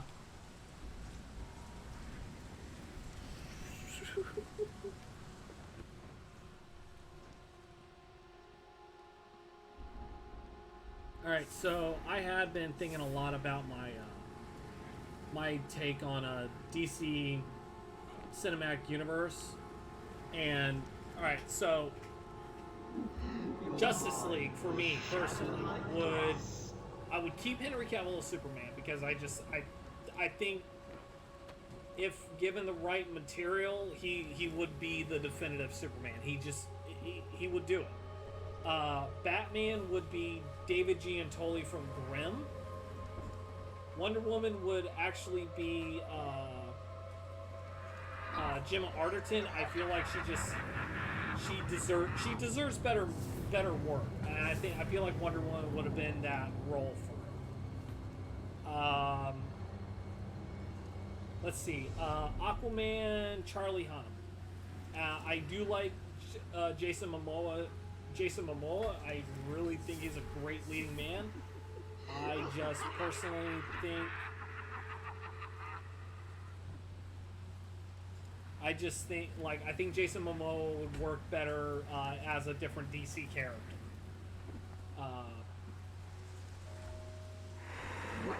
Let's see. Green Lantern, Hal Jordan would, for me, it would be Chris Pine.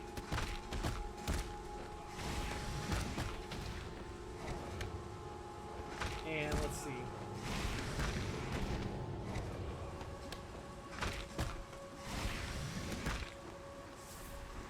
So Chris Pine would be excellent as Hal Jordan.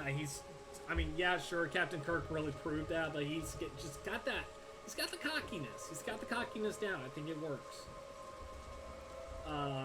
Flash, Ryan Gosling.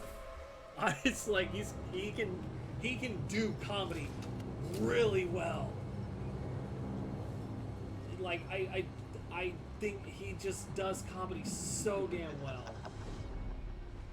And Martian Manhunter for me would have been Michael Dorn, but I think Henry Lennox was not a bad choice either. Just should have been handled a lot better than, oh well, this fan came up with it, let me just bullshit my way into that.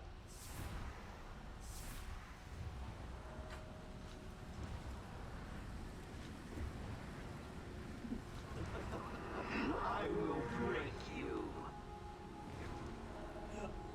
Ooh, shit. Okay. Huh.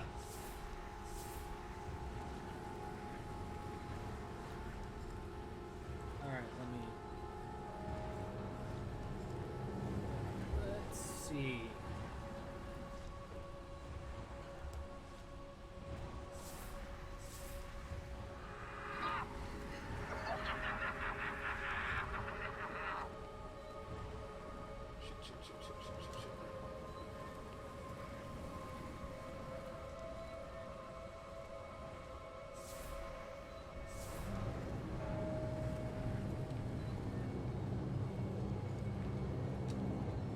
I really do need to start writing that shit down though. Like my DC cinematic universe. Everything you seek is under my control.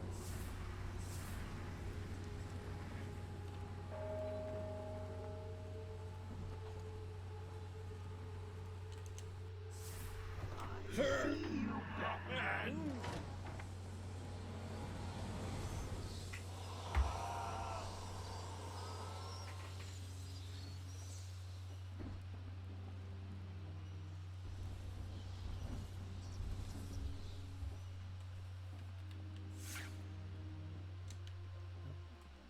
Oh, puppy's crying. Alright. Let me... When the bell tolls!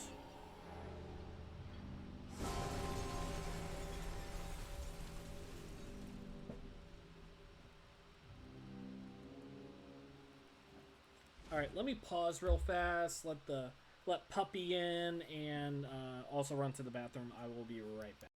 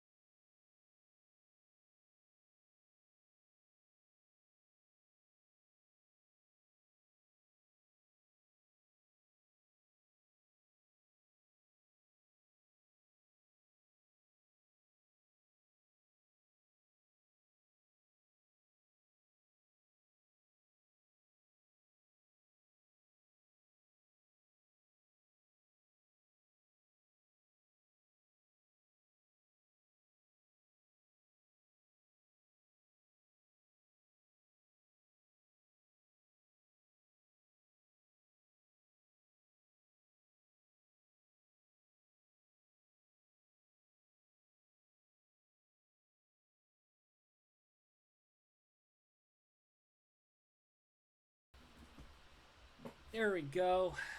Alrighty. Hoi. I feel much better now. Puppy's in here too. So we are happy.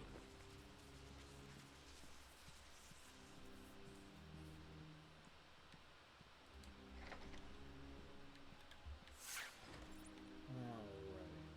A game of cat and mouse can be painful. And there it is. Oh. You try and get past me, Bats, and I will fry you!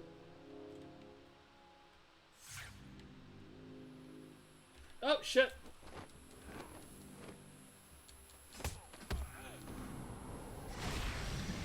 There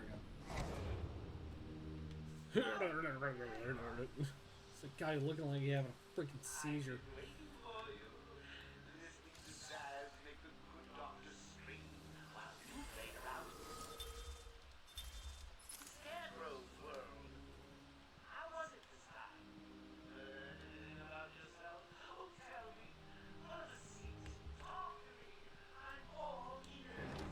So am I. Stay where you are, Batman. Listen to me carefully.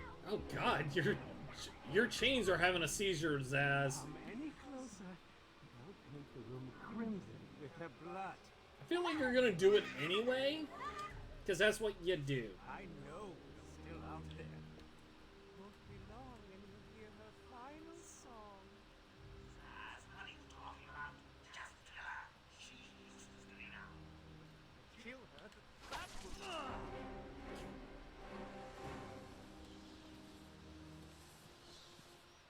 You monster! You evil, evil, evil monster! He's not going anywhere. You can stop now. Sorry. I saw Bane. I know. Joker threatened me. I wanted to stop the experiment. I tried to give him his money back. Joker doesn't take no. You are experimenting on a known supervillain who injects experimental drugs into his veins to grow into a monster. What part of that did you think was going to be A, ethical, and B, treatable for mental illness? What else is Joker planning? How should I know? You think anything he says makes sense? You think he's insane? Oh my God! Get out of the way!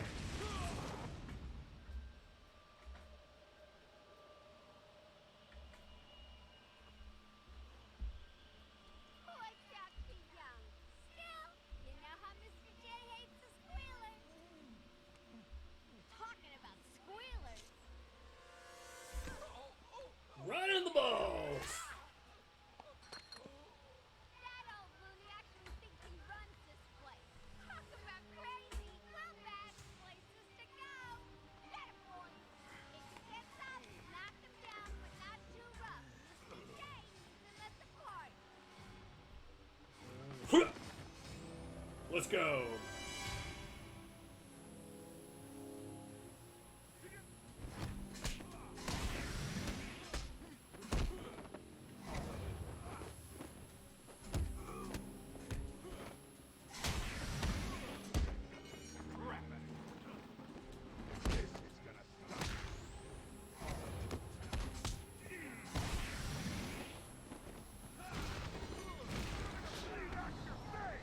Boom.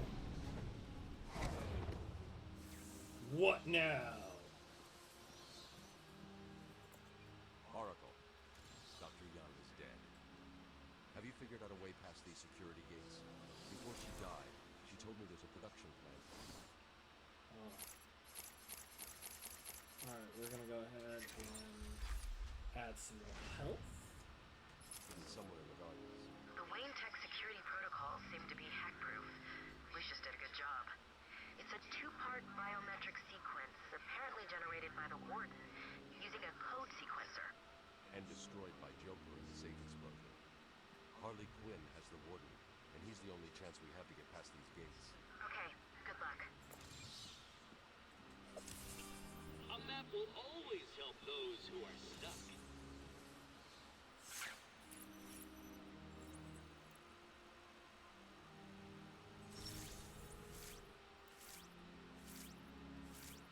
We'll do a grind week sometime. Probably be a lot sooner than I thought.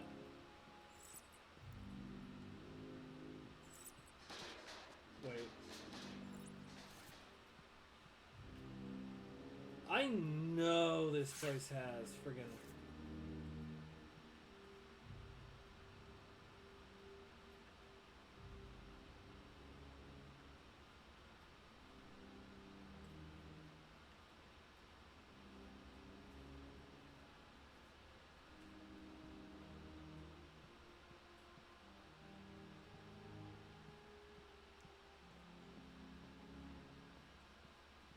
there it is.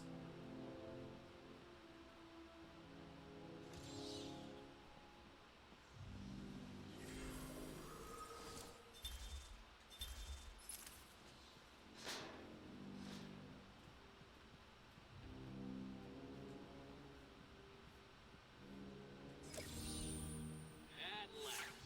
I thought you'd never find it.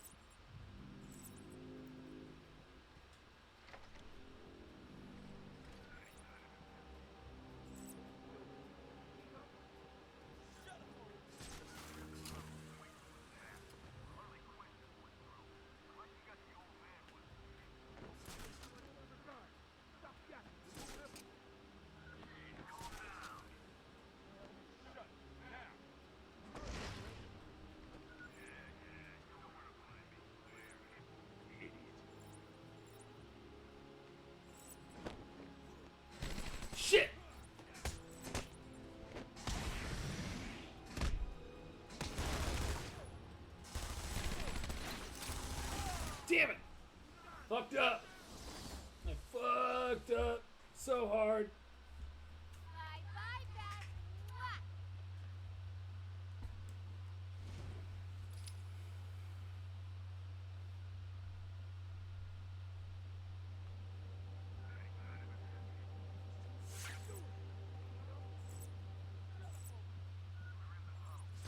I don't remember where that last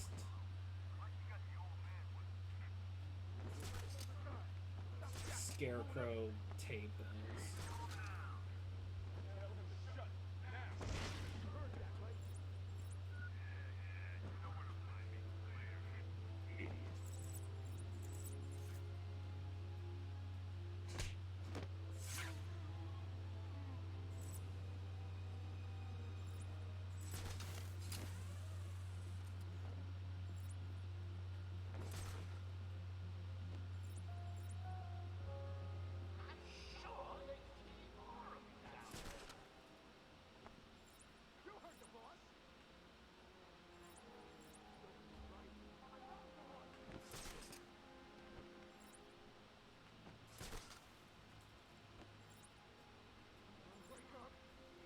I'm not gonna lie, this taking.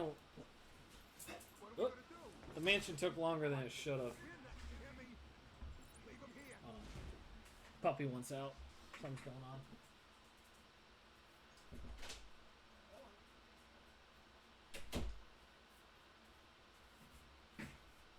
Yeah, there we go.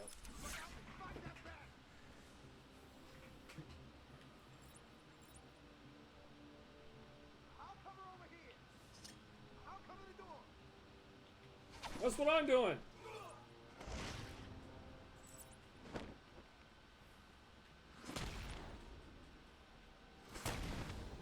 Boom.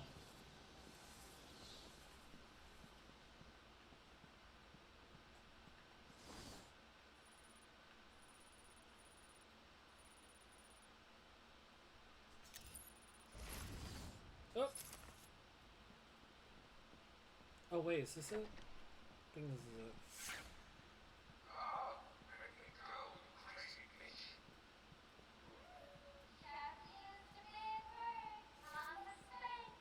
Oh my!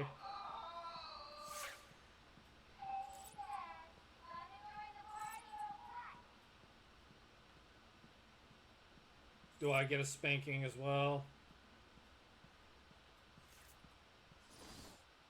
Oh. Hold on. I think I'm missing something here. Oh yeah! Right here.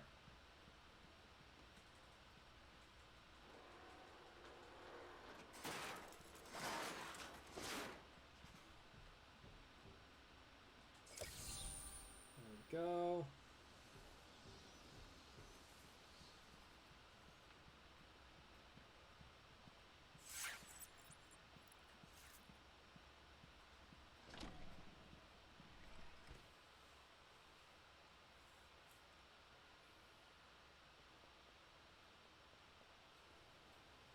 Wow, less than 30 minutes left. Okay.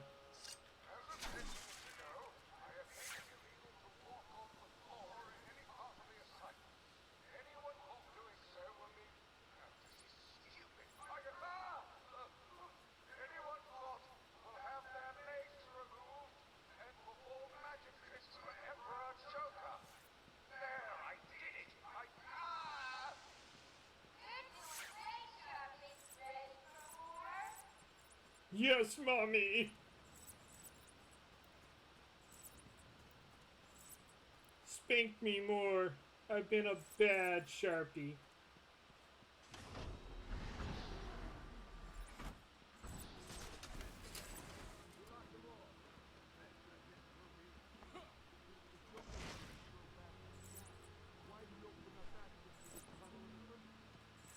Questioning the boss again? We got busted out. Yeah, Joker sends his girlfriend down and tells us to guard the tunnel. We guard the tunnel. Joker tells us to kill the bat. We kill the bat. Joker told me to kill my sister, Waddle. Did you do it? Hell yeah! You never liked her anyway. Oh. He's here! You okay?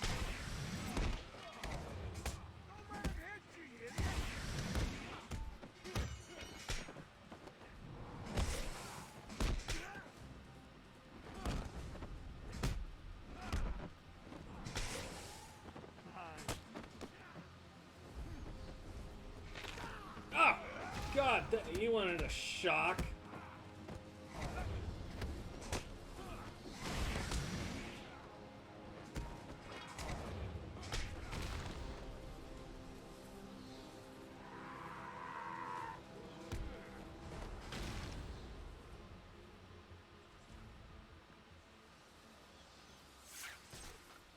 Okay, hold on. Oh, there we go.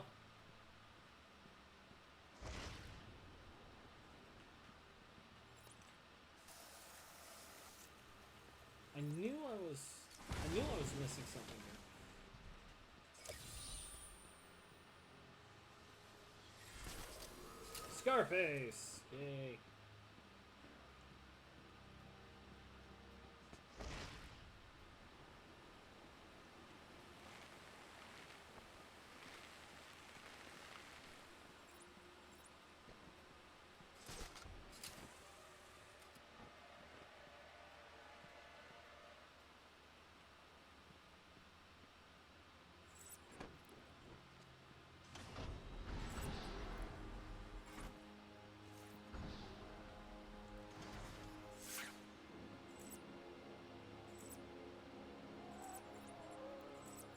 This is the warden. Everyone unload their silos immediately. I recommend unloading them into... I can't read this. Unloading them into your head.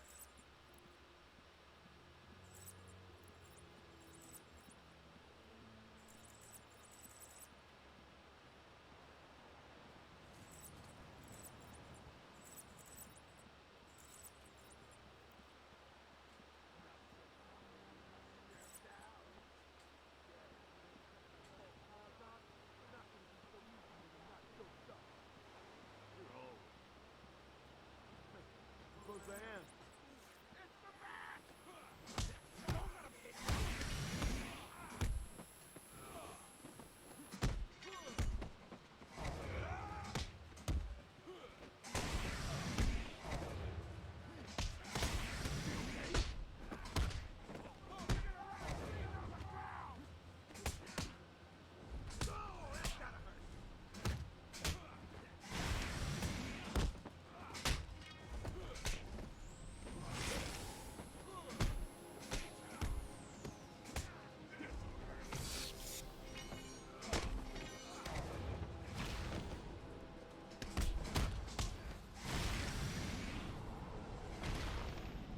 Right in the balls and in the air.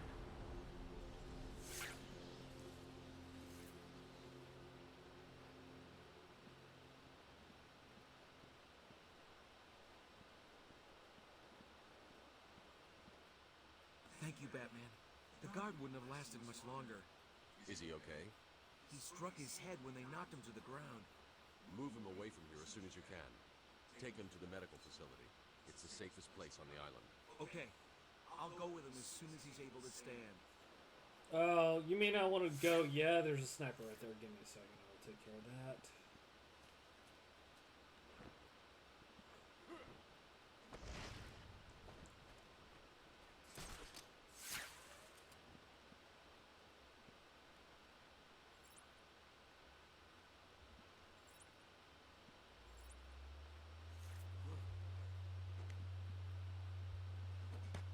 Oh no, that's. Oh wait, yeah, that is. Never mind.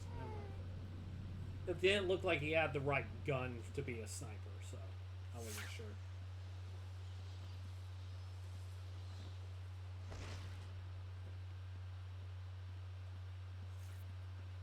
Alright. Huh. I guess they're on a break. Looking good though. Looking real good.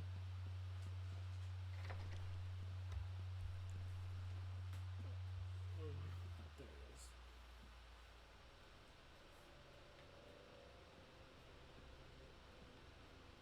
I'm afraid I cannot attend your appointment today, but Dr. Quinzel has kindly offered to sit in. Stupid bat, always bothering Mr. J with your problems. You'll never be as dreamy as him. You're just an ugly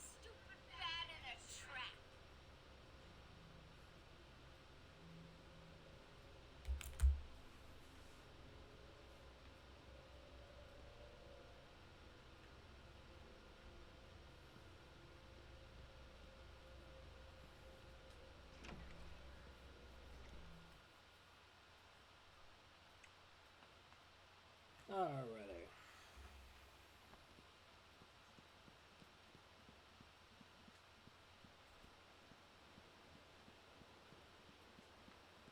Boy, I am hungry. And I just had ramen.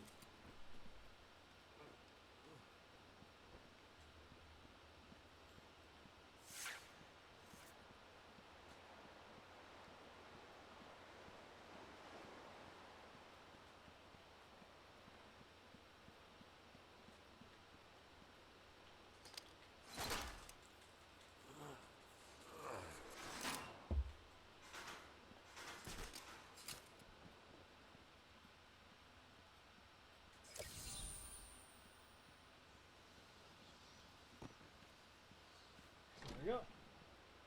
Now, where am I at? Is this penitentiary? I think this is, yeah, this is, yeah. Yeah, this is penitentiary.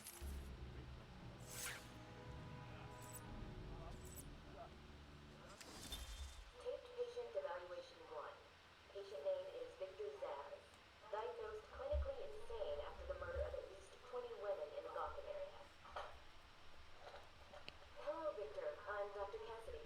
Seeing as this is our first session, let's spend some time getting to know each other. I don't need to know you, Miss Cassidy.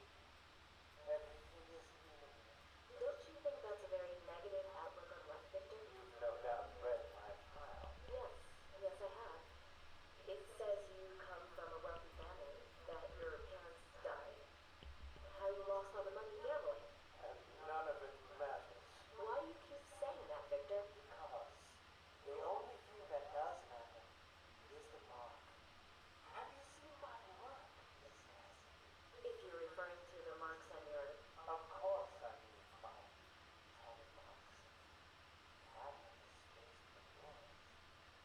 Do you want to see That is highly inappropriate, Mr. Zaz. Meet me after 7.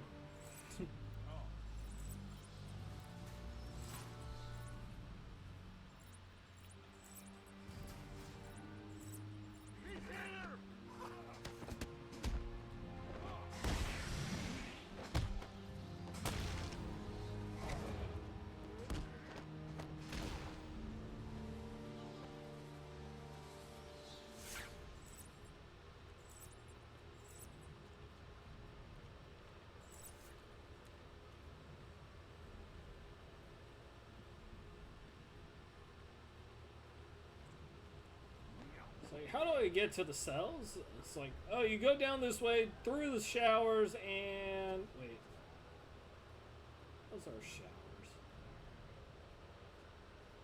Who the fuck puts showers there?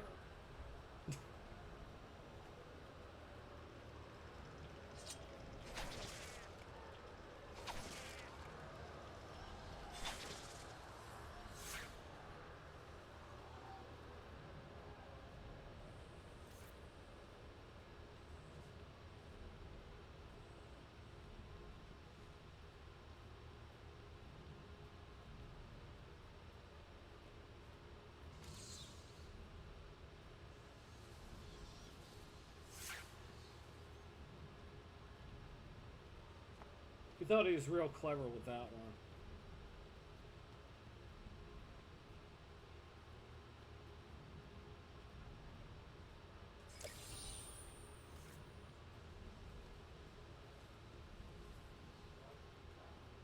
There we go.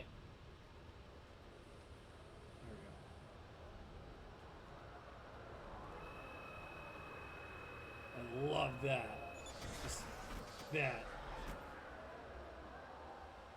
2 people, 1 voice. No gun. Oh, damn.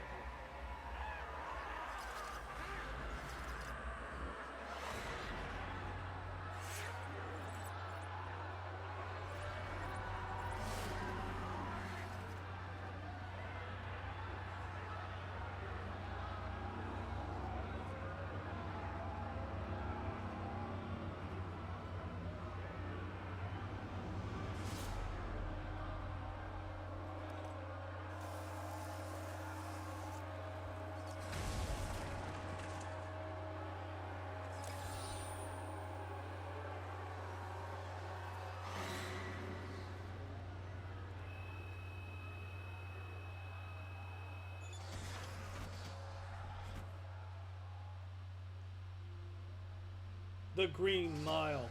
Ha! Stop! Stop, Batman, please!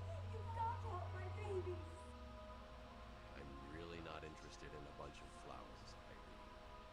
They're in pain, crying for help! Just stay where you are. Last thing I need is you running free. Poor Well, they wouldn't introduce her if she didn't end up running free. My poor babies. Everyone in pain.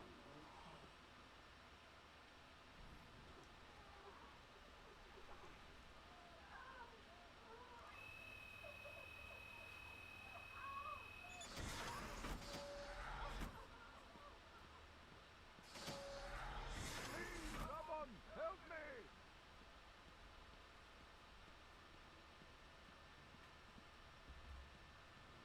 Hold on. I'm up here! You need to get me out of this cell. It's me, Cash. I'm needed out there. I can help you.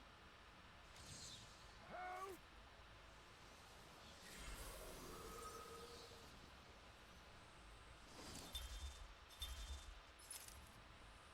Come on, man. Get me out of here. Help me!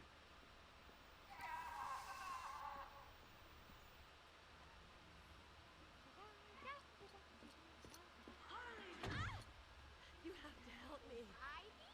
Gee, you look like crap. Maybe I can sneak you some shampoo. The plants, can't you hear them?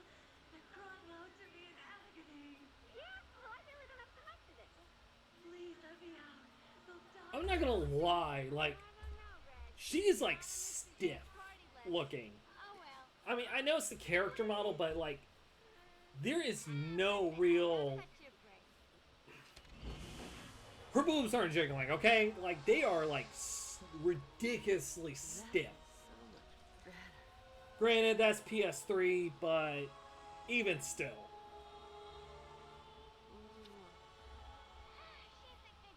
I could watch those two all day. What a riot! Oh, we can watch them all day too. In fact, we got 2 seasons worth of it, and it was great.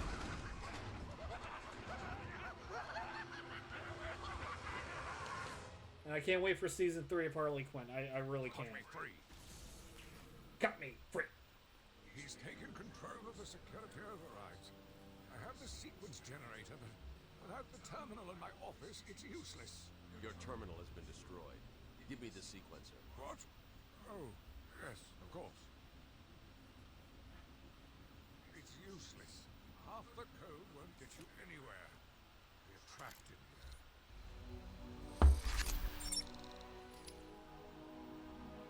A bit. There's always a way out. Always.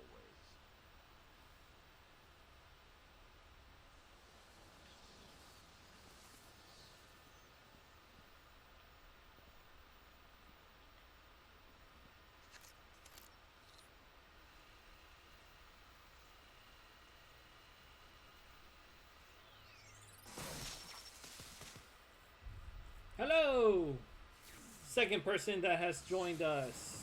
You stay Oh, here. hey, honey. Lock this gate when I leave. Good idea. No, he's not.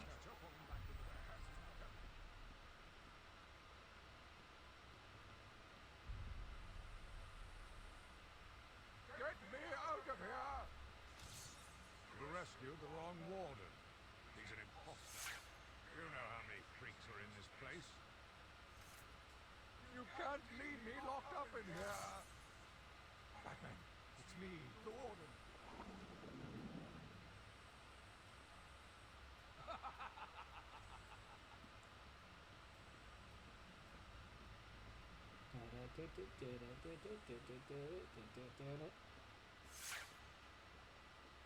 Oh, there we go.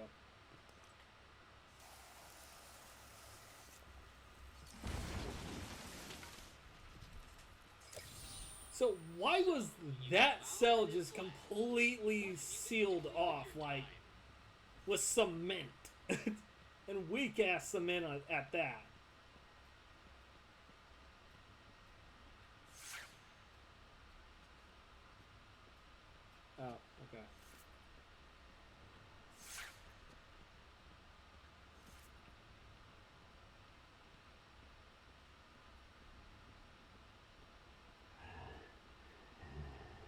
And this, ladies and gentlemen, is the winner of the Arkham Asylum sweepstakes. I wonder how he's doing. I hope his life is well. I really do. I hope he's well.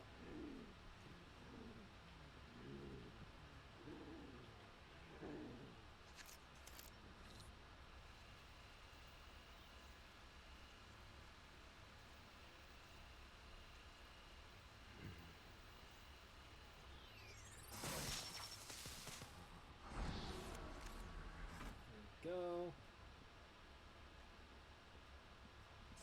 How was your day?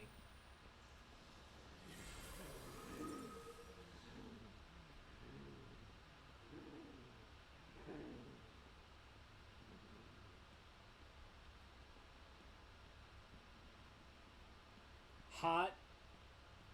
Like, oh, right, California. Duh. No wildfires going on.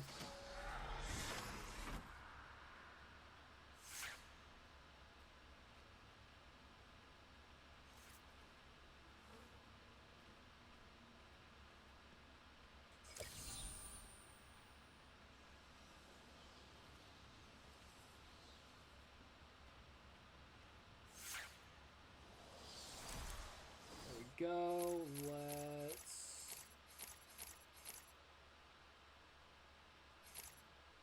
Oh, that's, not what I want, though. But we will get that.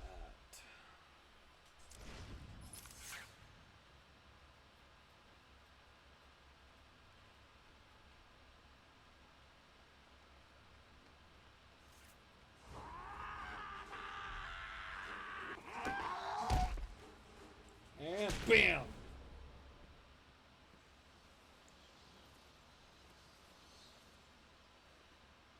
Oh, okay. Wait, hold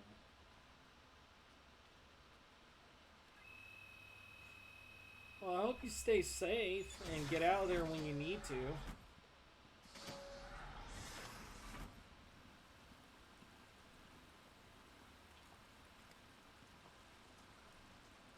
Oh, right. I gotta...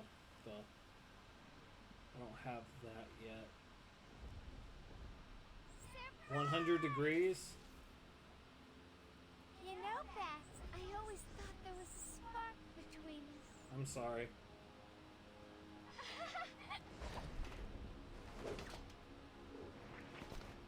Well, now, there is. I know, you're shocked.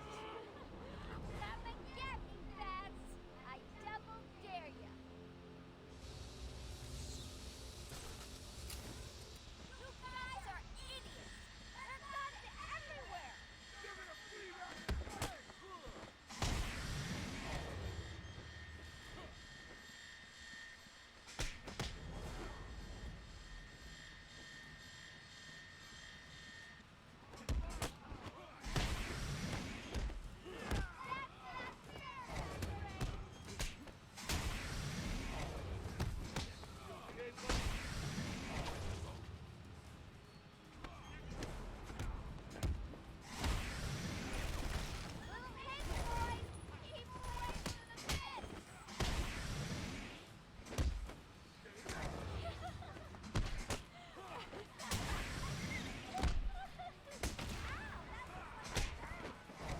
Oh. Hey, B-Man, go easy on my boys.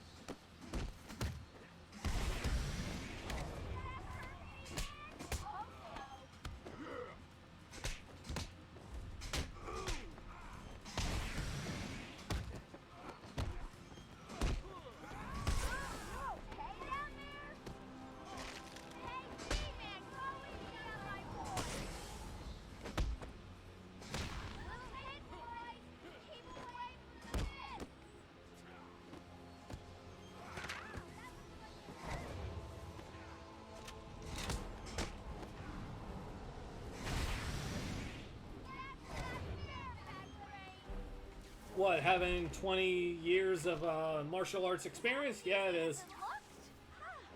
Well, it won't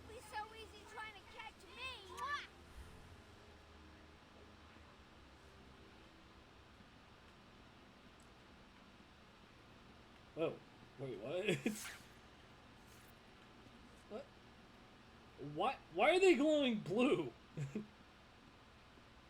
It's like, are they wearing force fields? What the shit?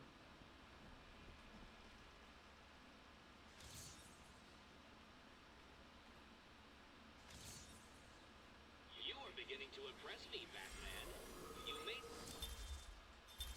still reach a level just below my genius one day. Taped patient evaluation 5. Victor is not responding well to treatment. Victor, yesterday we spoke about the people you killed. Ah, the zombies. They are all people, Victor. They are zombies. Continuously shuffling through the daily grind, waiting for someone to liberate them. You mean, kill them. The police report states that you've murdered, or liberated, if you like, 20 young women in the last 3 months. Each had her throat slit and was left hosed. They were all lucky to be chosen to receive my gift. I doubt they would agree with you. Really? How about you, Miss Cassidy? As you take the elevator to your apartment each night, open the 6 locks to apartment 433. Remember you forgot to buy your cat food. Again? How do you know As where you sit down on your favorite red chair, cat on lap, just waiting for something to happen. I can make it happen, Sarah. I am your salvation.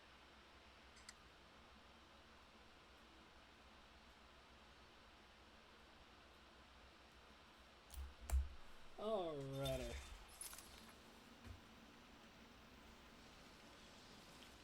Oh, wait. Oh, wait, yeah.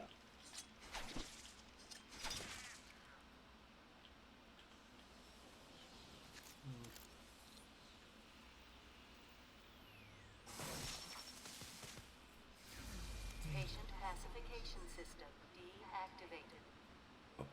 Excuse me.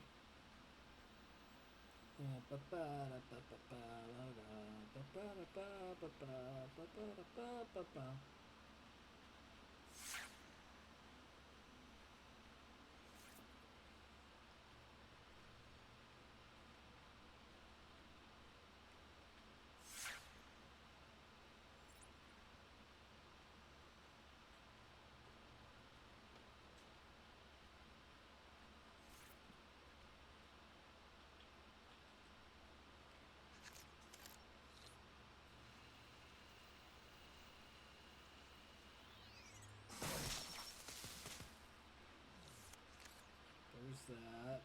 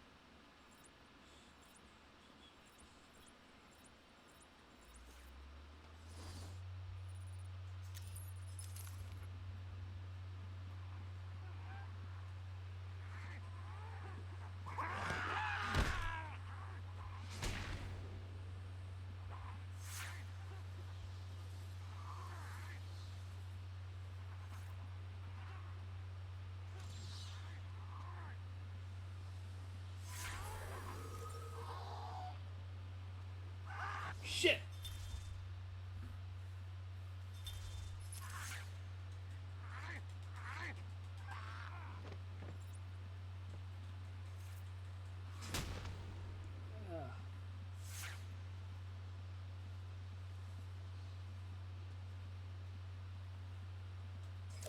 Oi! Hungry, hungry, hungry. Alright, I got 15 minutes left.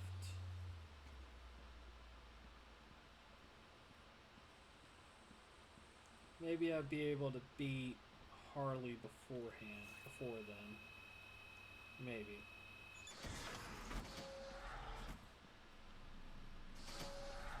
Oh, no, I guess not. That's right. I got this, and then I think I have to, then I gotta go all the way down there.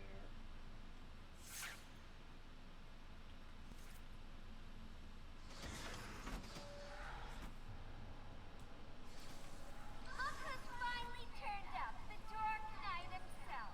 How's it hanging, Babs? Got a little more lemo for ya. See those two cars in there?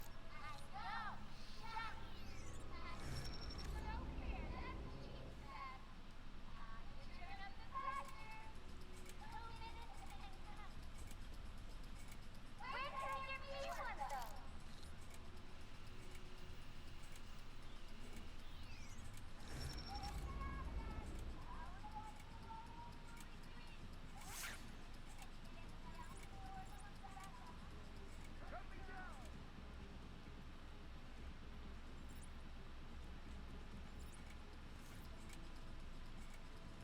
Oh, right.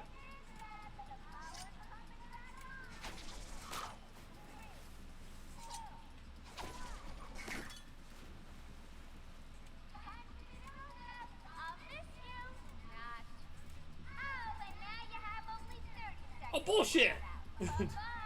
There's... You cheating! Oh my god.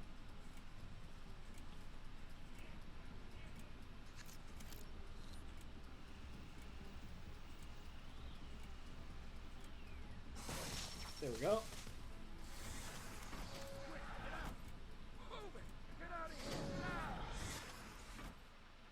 Oh, I thought we were both gonna die in there. You're safe now. You going after that crazy witch? I saw her heading out of the door as we got out of the room. She won't get away. I'll stop her. I wonder how much Tom Kane got paid to play almost every character in this game. The ventilation system working. If you Does he find get paid like it, per don't go easy character on or what?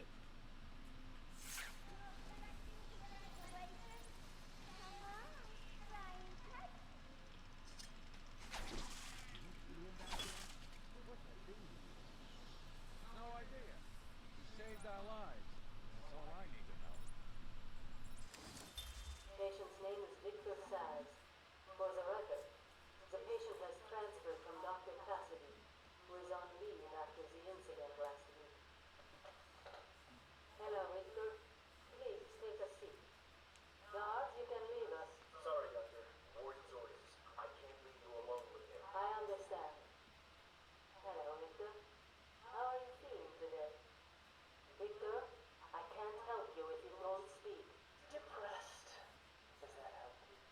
Can you get into my mind, Doctor? Why depressed? I'm just thinking about the one that got away. I always think about the one that got away. Oh well.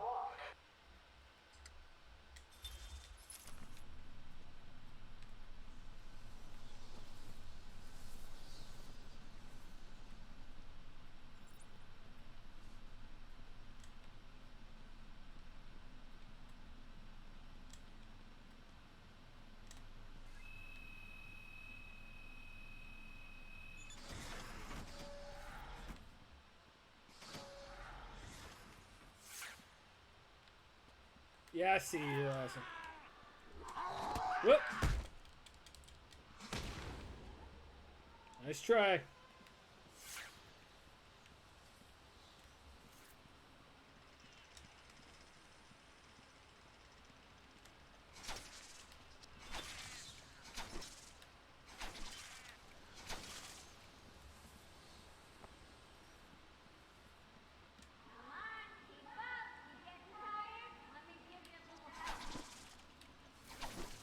Thank you. That's actually nice of you. See, you're not so bad after all, Harley.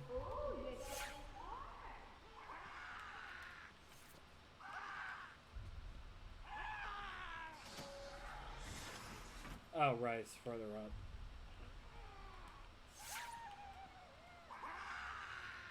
Oh, you're right fucking there. Okay.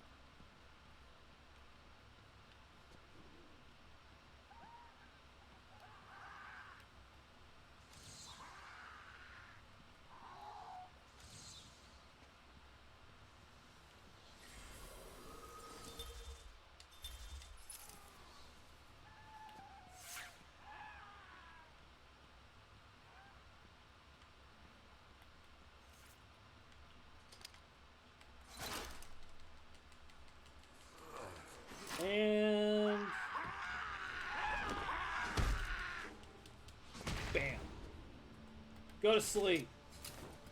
It's time for your medicine. Victor has been more subdued recently. His response to medication has been poor. Well, then you up the dosage. Come on. Victor, this is going nowhere. Shit. God, get him out of here. You heard the doctor. Get out. Didn't you hear me? He's got a knife! How do you get the knife? I made it from my own rib cage.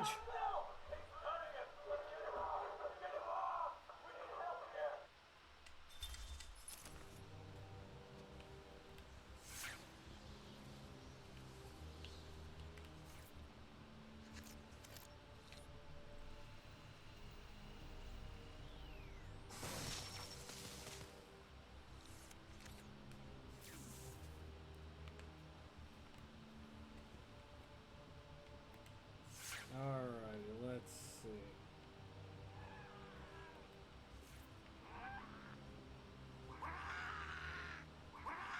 Come at me. Nope. There we go.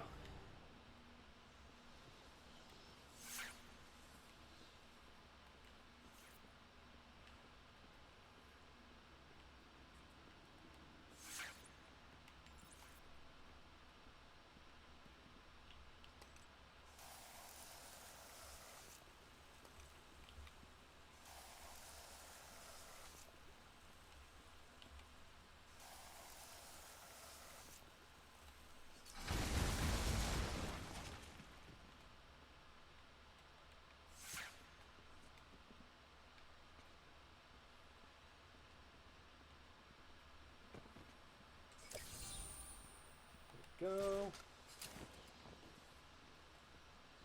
I think what I'll do is I'll just finish this bit that I could just walk right through. Oh well.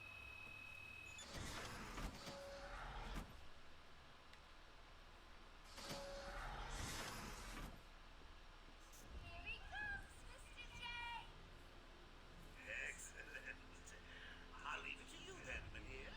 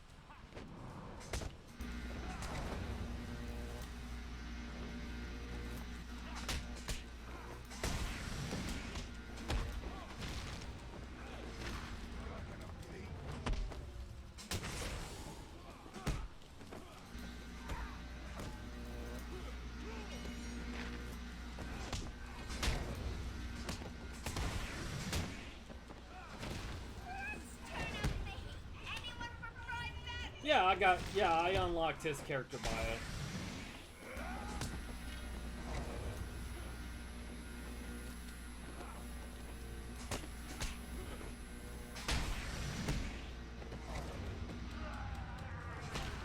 Haha!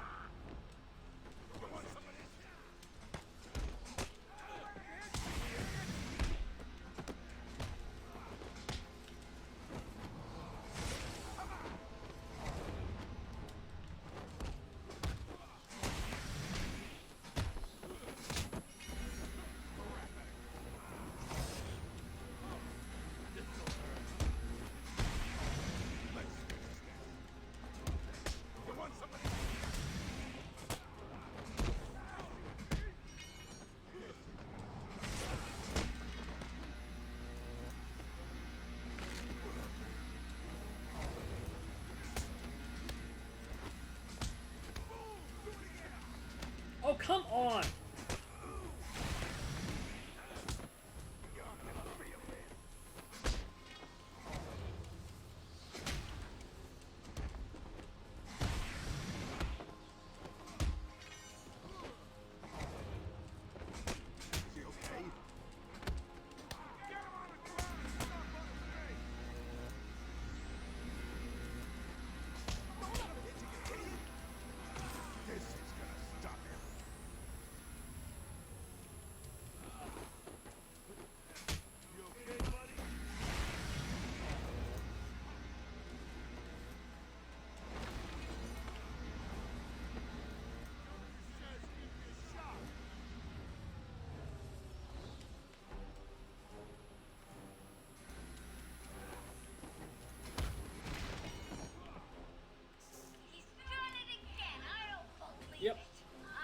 so that's a good place to stop it. I was hoping to get to another building by then, but oh well. But there is no prize for second place. Let's just go ahead and see this, and then we can stop there.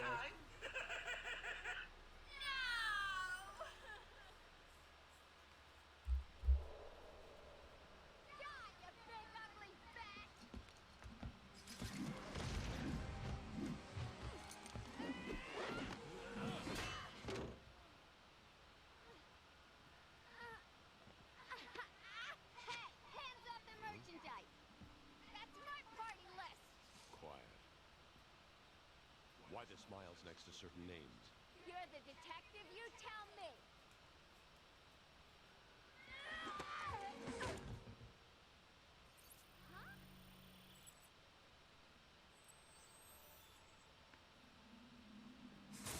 Get in. You won't find Mr. J. He's in the secret lab in the gardens and oh crap. Yep, I know. I love it. It's like, yep, I know. And that, ladies and gentlemen, was the last time we ever hear from Arlene Sorkin ever again. I'm not even kidding. This was like the last time she ever played a Harley Quinn. Which is a shame. Like, this was her return to that role, and then not again. So I guess it was just kind of a favor, honestly.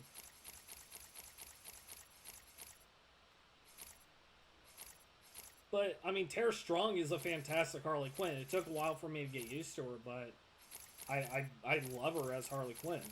And she does a great cosplay as well. Let's see.